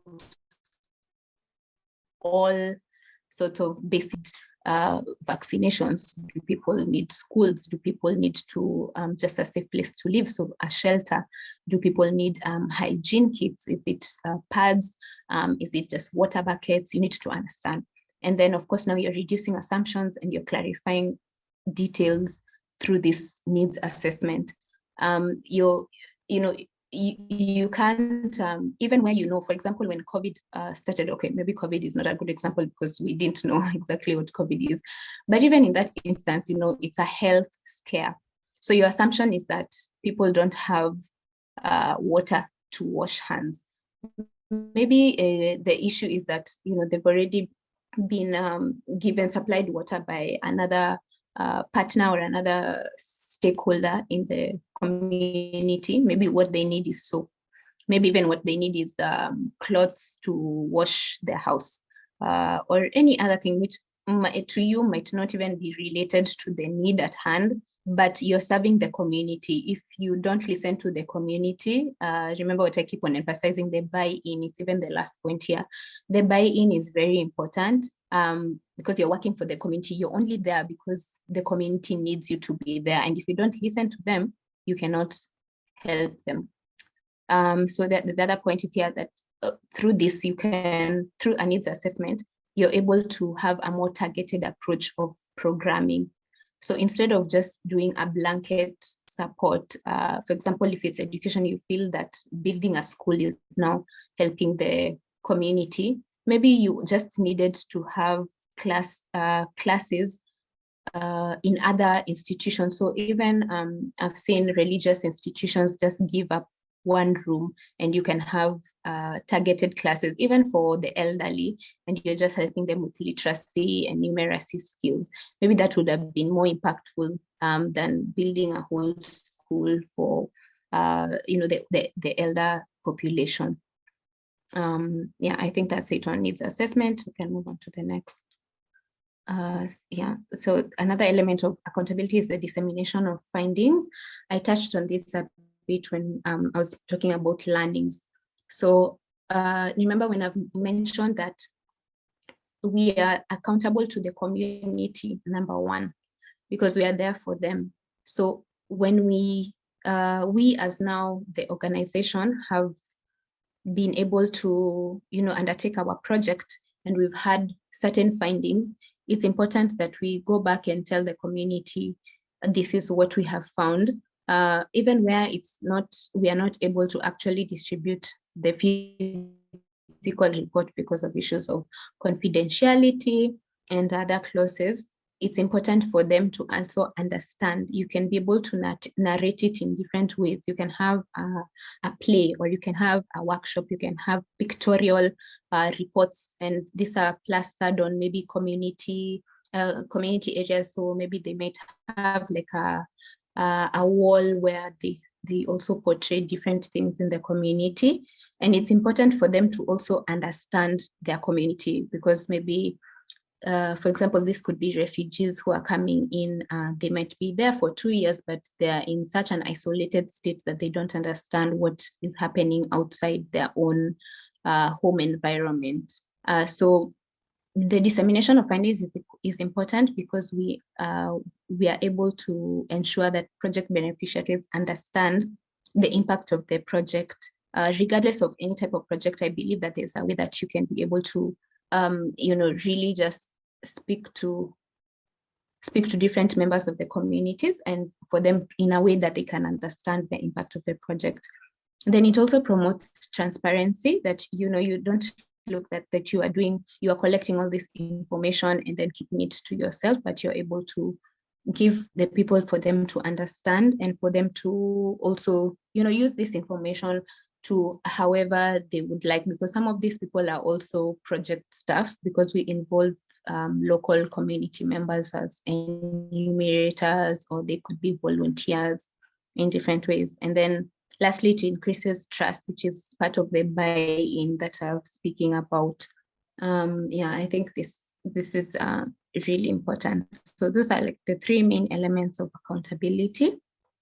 Can move on to the next slide. Okay, so other elements, now we are ensuring quality and timely reports, because if you collect the data and then again you're not producing this objective assessments. So this part of quality is ensuring that we have coherent reports that are objective, that are be able to replicated and use, and also they're timely. You're also not being accountable to one of the stakeholders, again, is the donors, who use this information really to help fund other projects which are also helpful to the same community or even different communities. And then also to yourselves as your organization, other project staff or even other related projects can benefit from these reports. So they need to be of high quality, and they need to come at the time that you have assign them to come. So when it's midterm, before or after that midterm timeline, you need to just make sure that you've submitted these reports. And then the other element is that elements of accountability should be clearly indicated in the M&E policy or M&E plan at the beginning of the project. So again, this also holds you accountable to the project staff, program staff. And this should be very clear. So how are you going to be accountable to all the stakeholders, starting from the community members, and making sure that even you don't just generalize the community members, you're talking about how you're going to be accountable to children, to women, to men, to elders, to local authorities. How are you going to make sure that they understand this project and you can, relay these findings of this project to them? Then lastly, project teams should embrace successes and failures. One of the elements of accountability, which I mentioned earlier, is this dissemination of findings. And sometimes in these findings, you might find things, you might gather information that is making your organization look bad, for lack of a better way to put it. But it's important for you to be transparent in this, and for them to also understand this is also a human process. You're also humans collecting this information. You're also learning from them. It's a back and forth. And for people to embrace these failures, for them to understand that in the next, maybe the next phase of the project, or for other continuing projects where you're going to make sure that this is not replicated, that maybe your failures are now going to turn into learnings, and they're going to be adapted into different projects for them to be helped better. I think That should be it on elements of accountability. And then now moving on to learning, maybe just quickly, because I can see we don't have so much time. Learning, so learning is the systematic incorporation of lessons, recommendations, and observations into program design, including the findings that emerge from accountability mechanisms. So learning, it's a continuous process, but it should be a very intentional process. So learning requires dedicated management support and commitment. You need to make sure that you're even putting aside resources in terms of human capacity building, in terms of time to engage in these learning sessions. But also remember, at the same time, it can be both informal or formal, that is structured now in terms of, for example, like this session, you can call it a learning session, but now you can have this with the community, where you have now a sit down informally. Maybe you can sit down with local elders and you can teach them like what are the findings and maybe how they can help improve the community in different ways. Next. Yeah, so the different modes of learning, we have like meeting minutes, which are usually every meeting, you record minutes. And so through this, you can learn what went on in this meeting and what was important, maybe what can be used for improving the project. For example, certain policies maybe were passed through a certain meeting, and maybe there's more openness of the community because of a certain meeting. It's important to record this. Also, again, past project reports, including blogs by the community. You can learn from these reports. Again, this is secondary data. So remember when I mentioned when you don't have a baseline, these are the things that you run to. So the reports which are written in the past, different project reports. So this could be even monitoring visit reports or post-distribution monitoring reports. Thirdly, we have seminars or workshops or conferences.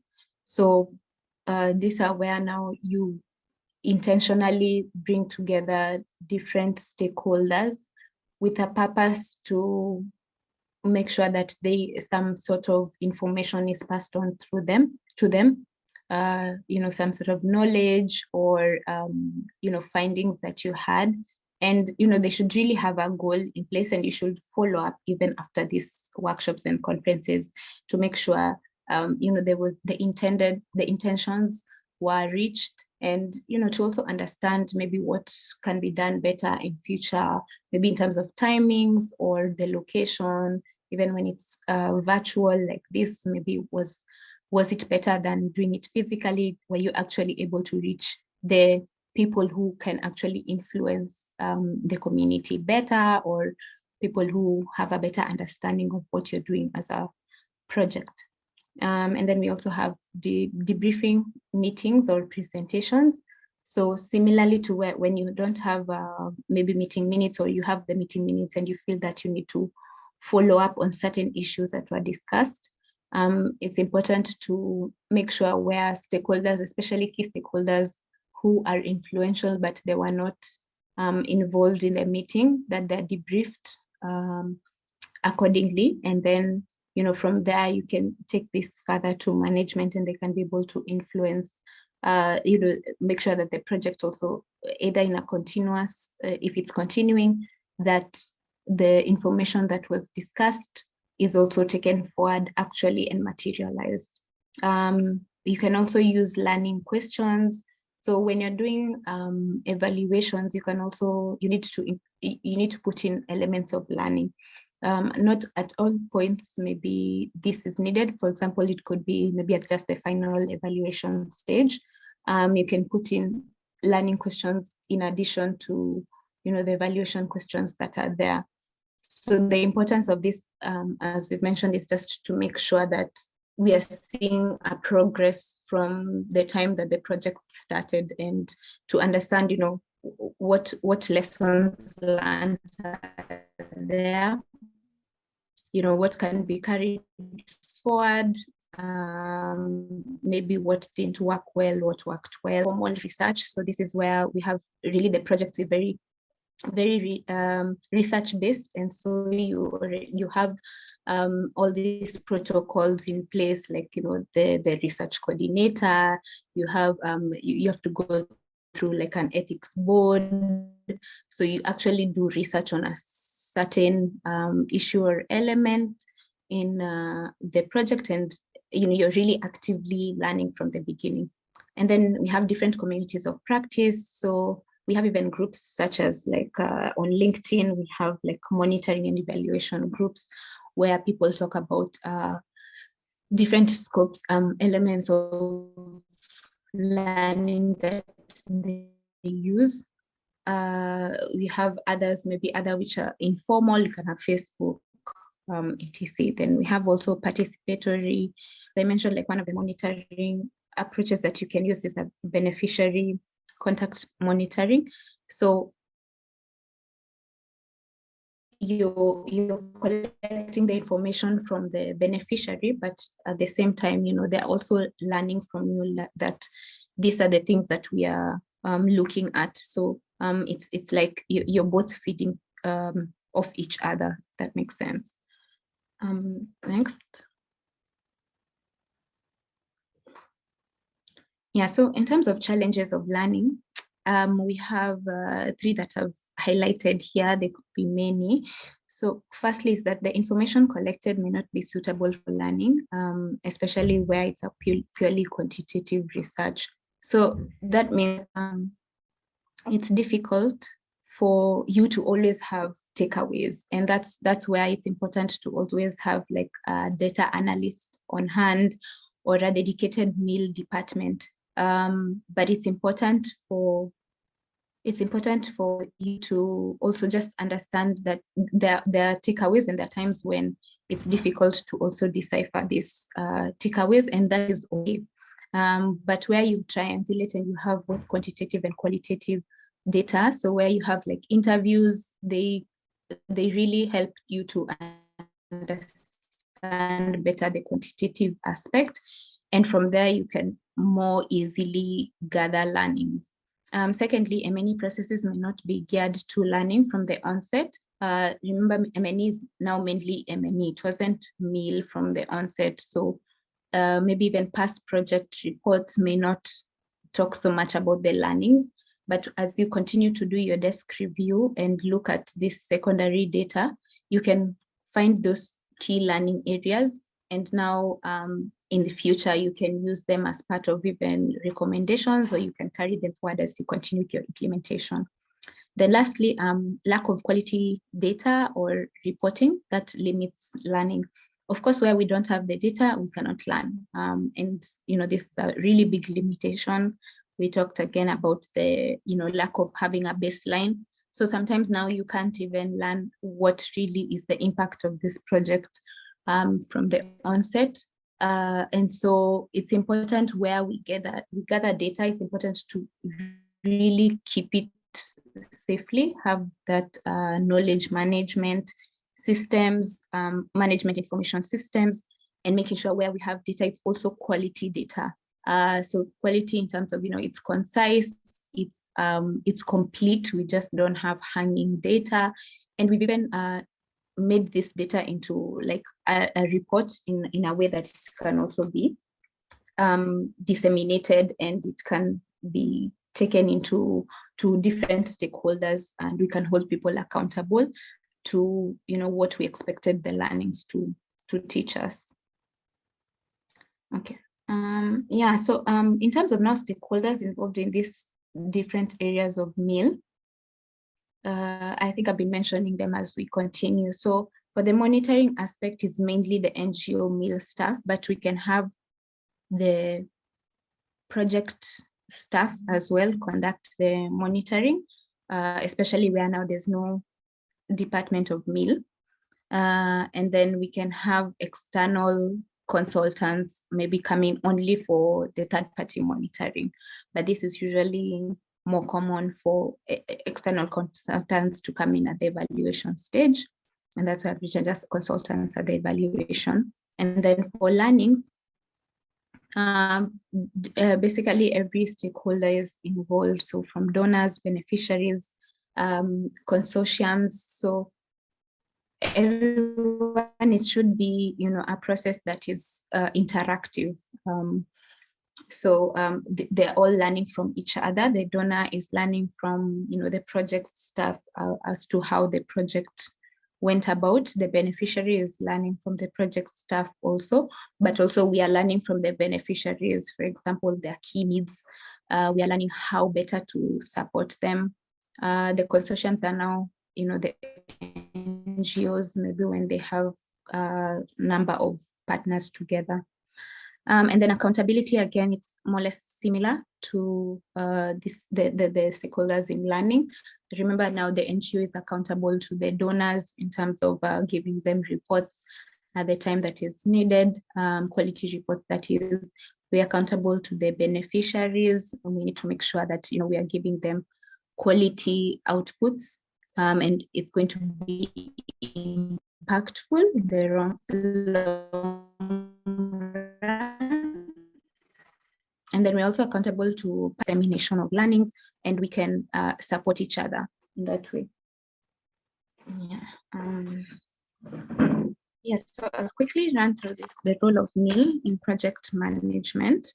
MIL is really important for projects, for program implementers. So they're able to make informed decisions through this, both monitoring activities, the reports that we get from evaluations. They can be more specific and more concise in form of the next projects that they're going to undertake, because it's, again, a continuous process as we continue to help different communities. So secondly, we can ensure that we are more effective and more efficient in terms of resources, because we have had the feedback, and we are able to use that feedback from the community to influence this. And then thirdly, we are able to objectively assess the extent to which the program is having or has had the desired impact. So these are areas where it's effective, or areas where it's not been effective, what correction points can be considered, and how and when this can take place, bearing in mind different constraints. For example, if it's environmental constraints, could be weather specific or politically or even economically. So from the findings, we can be able to better plan for future projects through this. And then lastly, we can meet organizational reporting and other requirements, and also convince donors that the investments have been worthwhile, or that we should use alternative approaches. As I've mentioned, it's important to take in stride both successes and failures, because sometimes these failures are unintended, and there are also external influencing factors, as I've mentioned. They could be legal or political, that you can not do so much to influence. Okay, next. Thank you. Yeah, and then MIL budgeting. So this is a really important and sensitive matter, because at the start of any project, you need to divide the resources, and MIL most of the time really gets a really small share of the budget allocation, but ideally it should get around 5 to 10% of the project budget. And why we need this is for these main things. So one, for external consultants for evaluation.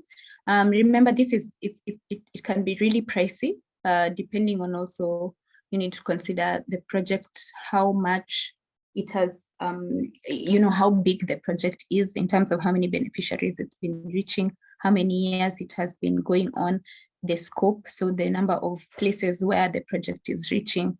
So bear this in mind even when you're getting the external consultant budget. And then secondly, for monitoring visits, which are continuous. So we are factoring in cars, whether it's a remote area or even flights sometimes. Enumerators, if you're using external enumerators, their meals, accommodation, or even when it's meal staff or project staff. Sometimes they are going to the field, and this is a day-long activity, and we cannot go back to the accommodation, even where there are offices. You need to factor this in. And then learning events or workshops. So this could even be small events, but it's really important for you to budget them from the onset. The event could be at the end of the 6th year, but it's important for you to remember this. So in the workshop, remember now there are things such as pens, paper, stationery.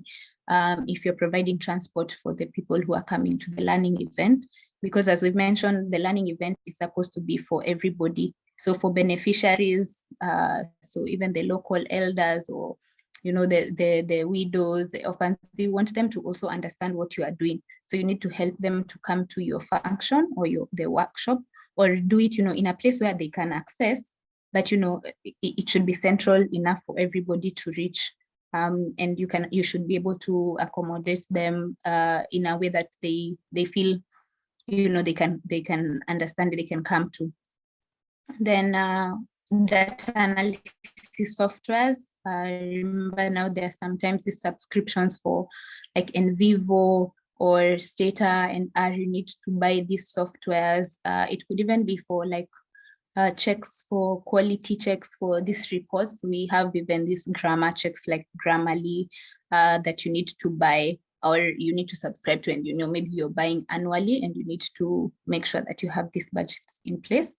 Capacity building is also a really key point that sometimes people miss, especially now when you're capacitating your meal staff or your project staff. For example, like this webinar. So for today, it's free, but we are encouraging you to also sign up for courses. And so it's important for you to now, when you're taking this to your bosses and they need to put in resources for you to be better capacity build you. And then number 6, we have meal staff salaries. Remember, it's somehow obvious, but sometimes people forget that this is part of the meal budget. And sometimes you could be increasing the staff as depending on the project demand. Lastly, the setup of accountability structures. It's really important for you to remember that it's not a task that falls under the project. Most of the time it doesn't fall under the project staff. This is a meal function. So whether it's, for example, the suggestion box, you need to actually make those boxes or buy them, and then you need to label them, you need to place them. So you need to have the car, you need to procure these items. So you need to search for valid candidates who are going to source for these items. So that is the main things that you should remember in meal budgeting. Next, so I think this is the last thing on meal planning. So meal planning, I think I mentioned that it should be starting at the proposal, at the onset, at the beginning of the project. But even before that, we are starting it at the proposal stage, because when you're bidding for a certain project, you need to make sure that you have the M&E component. And so we are planning to have, for example, X number of staff, whether it's the meal manager, meal officer, meal coordinator. Maybe we have 3 staff, and then they're going to be involved in monitoring visits. They're going to also source for one external evaluator. So you need to also have this in plan from the beginning. And the meal plan is important to note that it's a separate management tool, that it should be developed at the same time as the project work plan. Because remember, as I've told you, the monitoring visits are continuous. So they take place as the project is continuing. And so as the project is continuing, the project plan should be adaptable, and also the meal plans are also modified accordingly. And then our meal plans should also be developed together with the project management team and relevant partners and stakeholders. So this is really important because it ensures ownership, a sense of shared responsibility, because sometimes those monitoring visits are done by the project staff, because they're able to, do interviews and count or track and bring in that information to the meal department. And then they also, that means that that shared responsibility will be able to get the community together. You know, you're going as one, because remember, even the community, the beneficiaries don't know you as different departments. They just know you as your organization at the end of the day. Okay, next. Yeah, I think then that's it from my end. I'll take it back to Eric. Thank you. Yeah, thank you, Winnie, for that great session. And I can see we still have a few questions, Winnie, maybe from the Q&A. I don't know if you've been able to go through a few.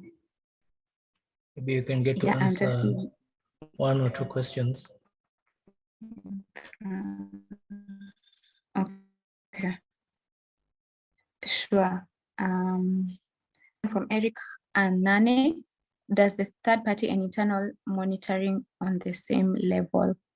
Not very clear on your question, but maybe just to describe them a little bit more again.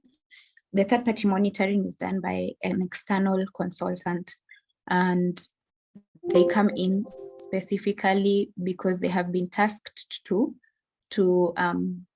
you know, take part in this monitoring activity by either the donor or the organization itself. And so they go directly to the project activities and they collect the information and they generate a report from that. Internal monitoring is done by the project staff or the meal staff. They collect the information from the field, from the beneficiaries, and they also generate a monitoring report. Okay, I hope that is clear. Then another from Mami Sol, Jonathan. This is, so sometimes they're responsible of M&E advice field visit to track or monitor some activities, but the budget of the project is limited to do the visit or to collect data. How strategy can we develop? Okay. So yeah, so I think toward the end of my presentation, you've seen that I mentioned that it's important to plan for meal from the onset of the project. It's very important for you to understand that any project requires monitoring visits. So maybe where you have limitation of budget, you need to now make sure that you're working in tandem with the project staff, because the project staff will always have to go to the field. So for example, if it's an education officer and is conducting trainings to, you know, certain teachers or capacity building, they're going to go to the education facility.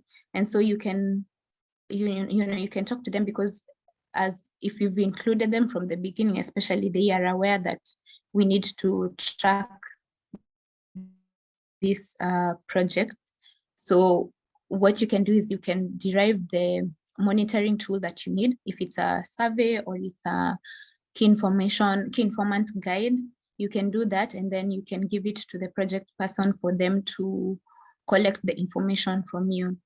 Alternatively, you can go to the field at the same time that they are also going to the field, and then you can collect the data at the same time. If completely it's not for you to go to the field, you know, you can look into ways of using the local community. It's really important also as an empowering mechanism to use the local community. You can use them as data collectors. So, you know, you still have to spend some budget to train maybe a few as enumerators.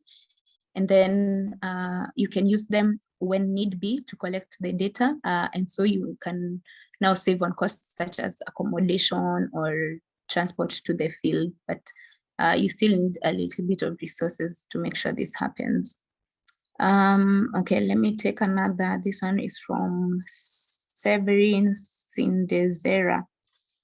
I have confusion on the type of tools for me. Maybe international can be category because it is compared to external. What the clarification on this?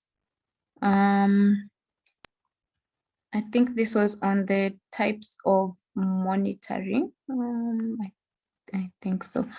So there were different categories of monitoring. And I'm not sure if you're talking about the approaches or the types of monitoring, but I think the main thing to remember here is maybe not necessarily taking them as if they're different, because remember I told you that we can use these different categories in tandem, like, because the explanations is that they can, what is the main thing is that is the objective of the monitoring or the evaluation, because there were also different categories in the evaluation.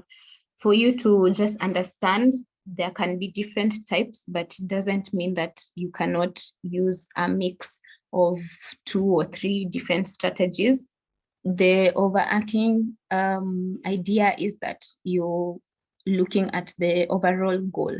So for example, if your goal is to reduce the number of children, out of school children in a community, you're going to be looking at equity evaluation. You're going to be looking at making sure to what extent has the project been able to target both genders, and that both genders can also go to different levels of schools, so different classes, they are able to transition.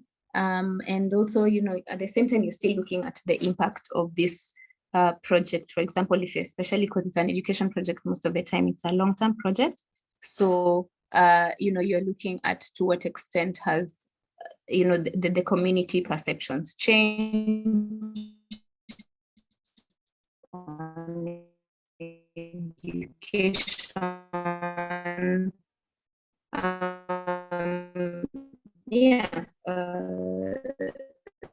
Those sort of things. I hope that's clear. Maybe if not, you can still make it offline. Just quickly. Implication of carrying out a baseline in the middle of the project implementation. Okay, when you carry out a baseline in the middle of a project implementation, okay, firstly, you should not, ideally. But of course, now you've missed out on a lot at the onset of the project, and you cannot for sure state that this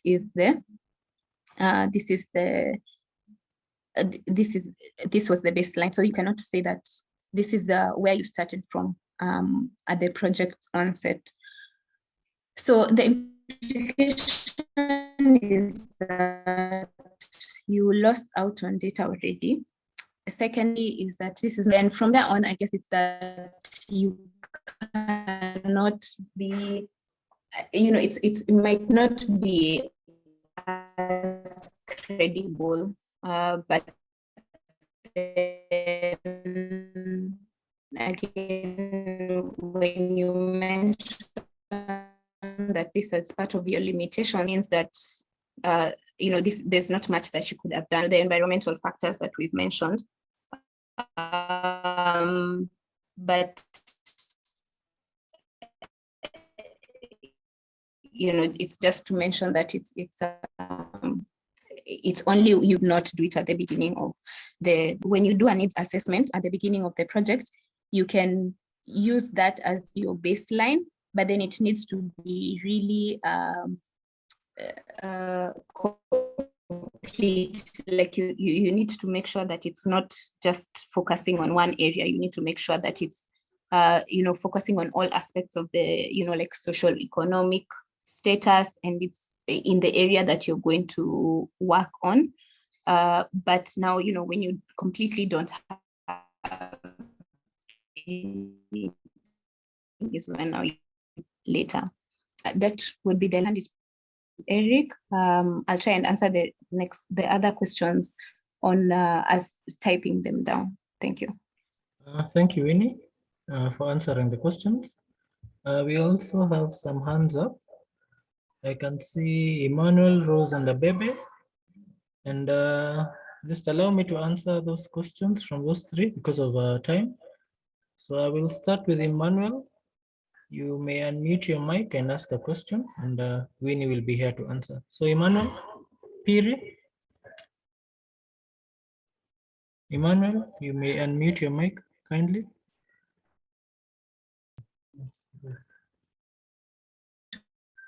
As we wait for Emmanuel, Rose. Rose, you can unmute your mic from the bottom somewhere. Should be where you can unmute your mic. Rose? Hello? Maybe as we wait for Rose, you can have Abebe. Abebe, are you able to unmute your mic? Yes. Thank you, Abebe. You may ask your question. Abebe, you may proceed.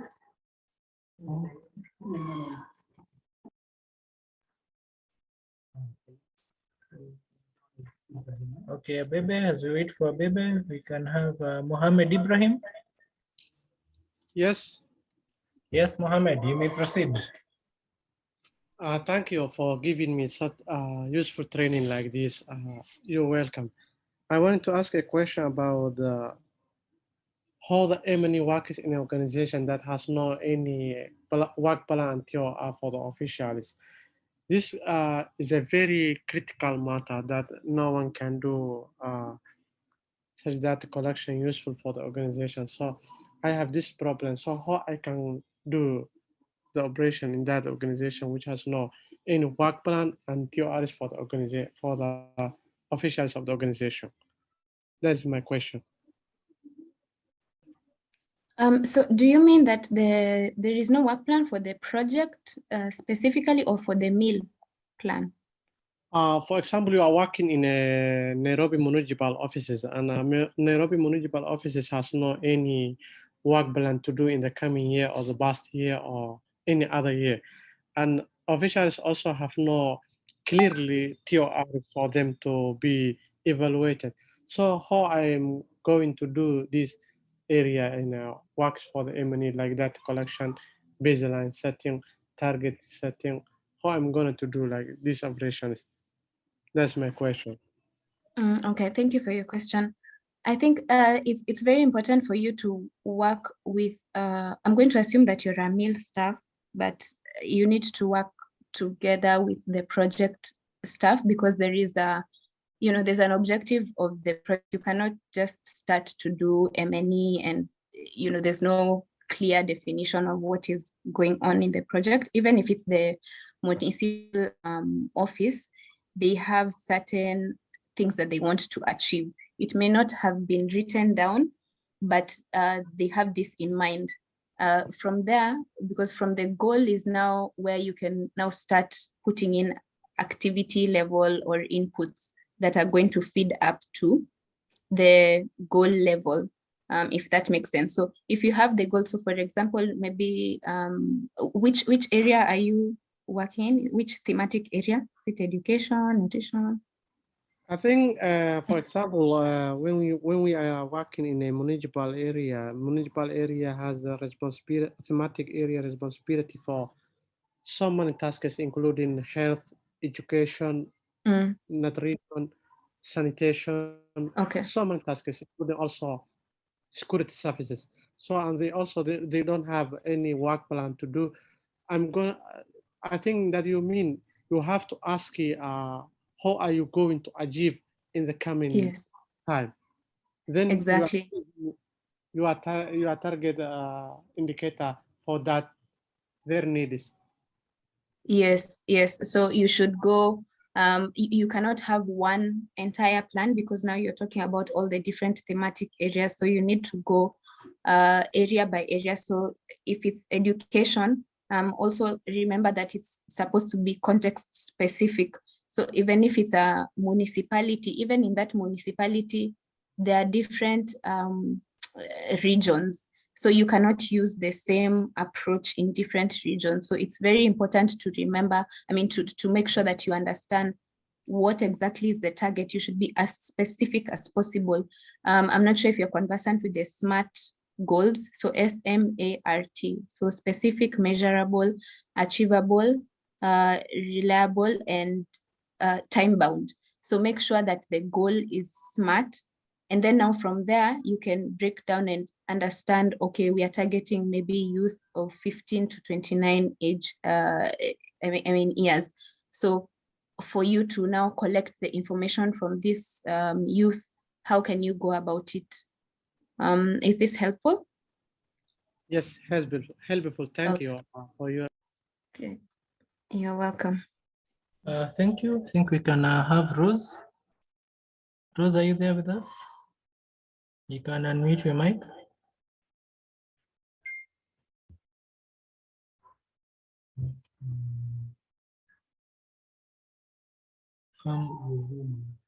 If not, we can have Desiree. Izuma. Desiree, are you there with us?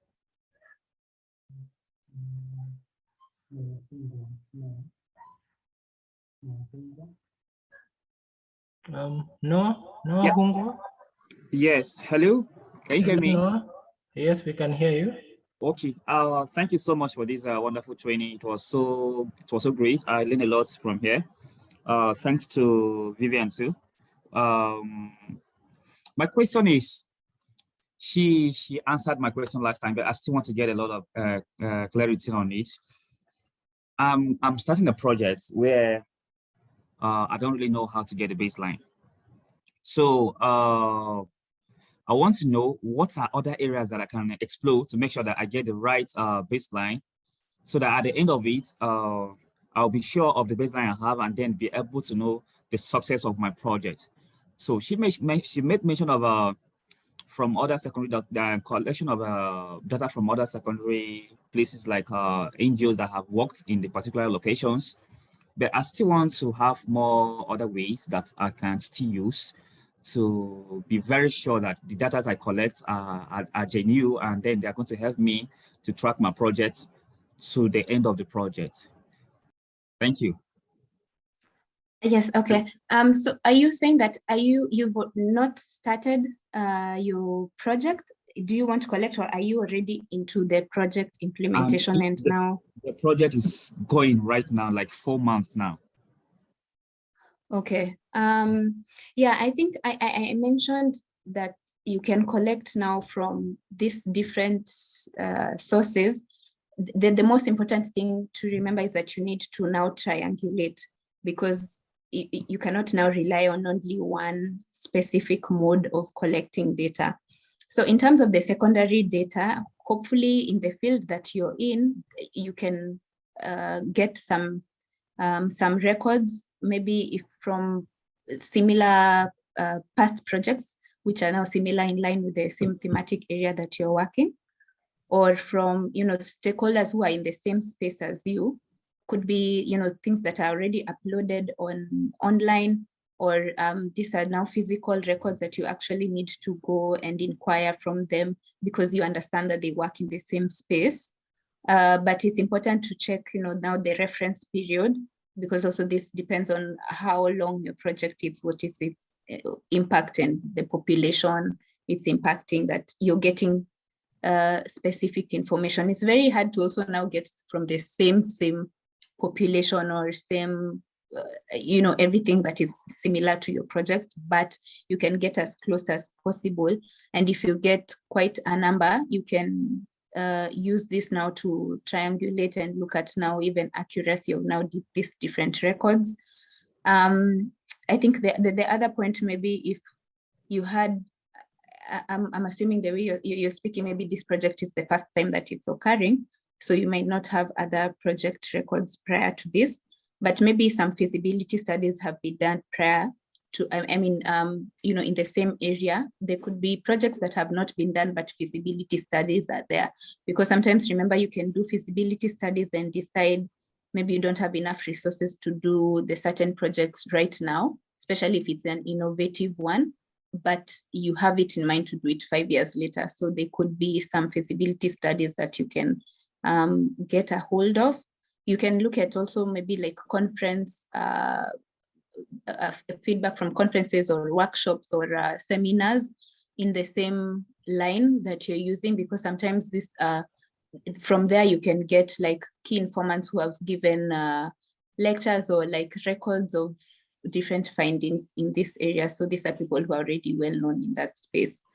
Apart from that, now you just need to maybe collect the data at this point before it's too late. So go to informants who have different experiences and perspectives, and maybe not necessarily use the recall method, but you can just interview them and use this as your baseline, quote unquote, because it's not at the beginning, but you can do as many rounds as you need to of interviews. So different stakeholders understand what maybe their needs are, if there was no needs assessment as well. And then you can use that as your baseline. I hope that is helpful. Well, I think that is very helpful. So the only thing I will need from you now, maybe you can drop your email on the chat so that maybe we can still have follow-up. Anytime we have any issues, we can still contact you. I think you have provided a very good answer to my question. Thank you so much. Yeah, you're welcome. Or you can always reach out to Humanitarian Global, and we can have they can organize maybe other sessions, because I know this issue of baseline has been brought about by a few people. I think it's a key concern. Okay, thank you. Thank you for that. Thank you, Winnie. And due to time, allow me not to take any further questions. But in case you have a question, you can always leave them in the chat. We are going to follow up the questions, or you can send them to our email, which is info@humanitarianglobal.com. I will be writing it on the chat where you can send the questions. And at this moment, as we close, I'd like to invite Anthony back just to close the meeting. Thank you for being with us. Okay, thank you, Eric, and also to Winnie, and without forgetting our participants for following up with our session today.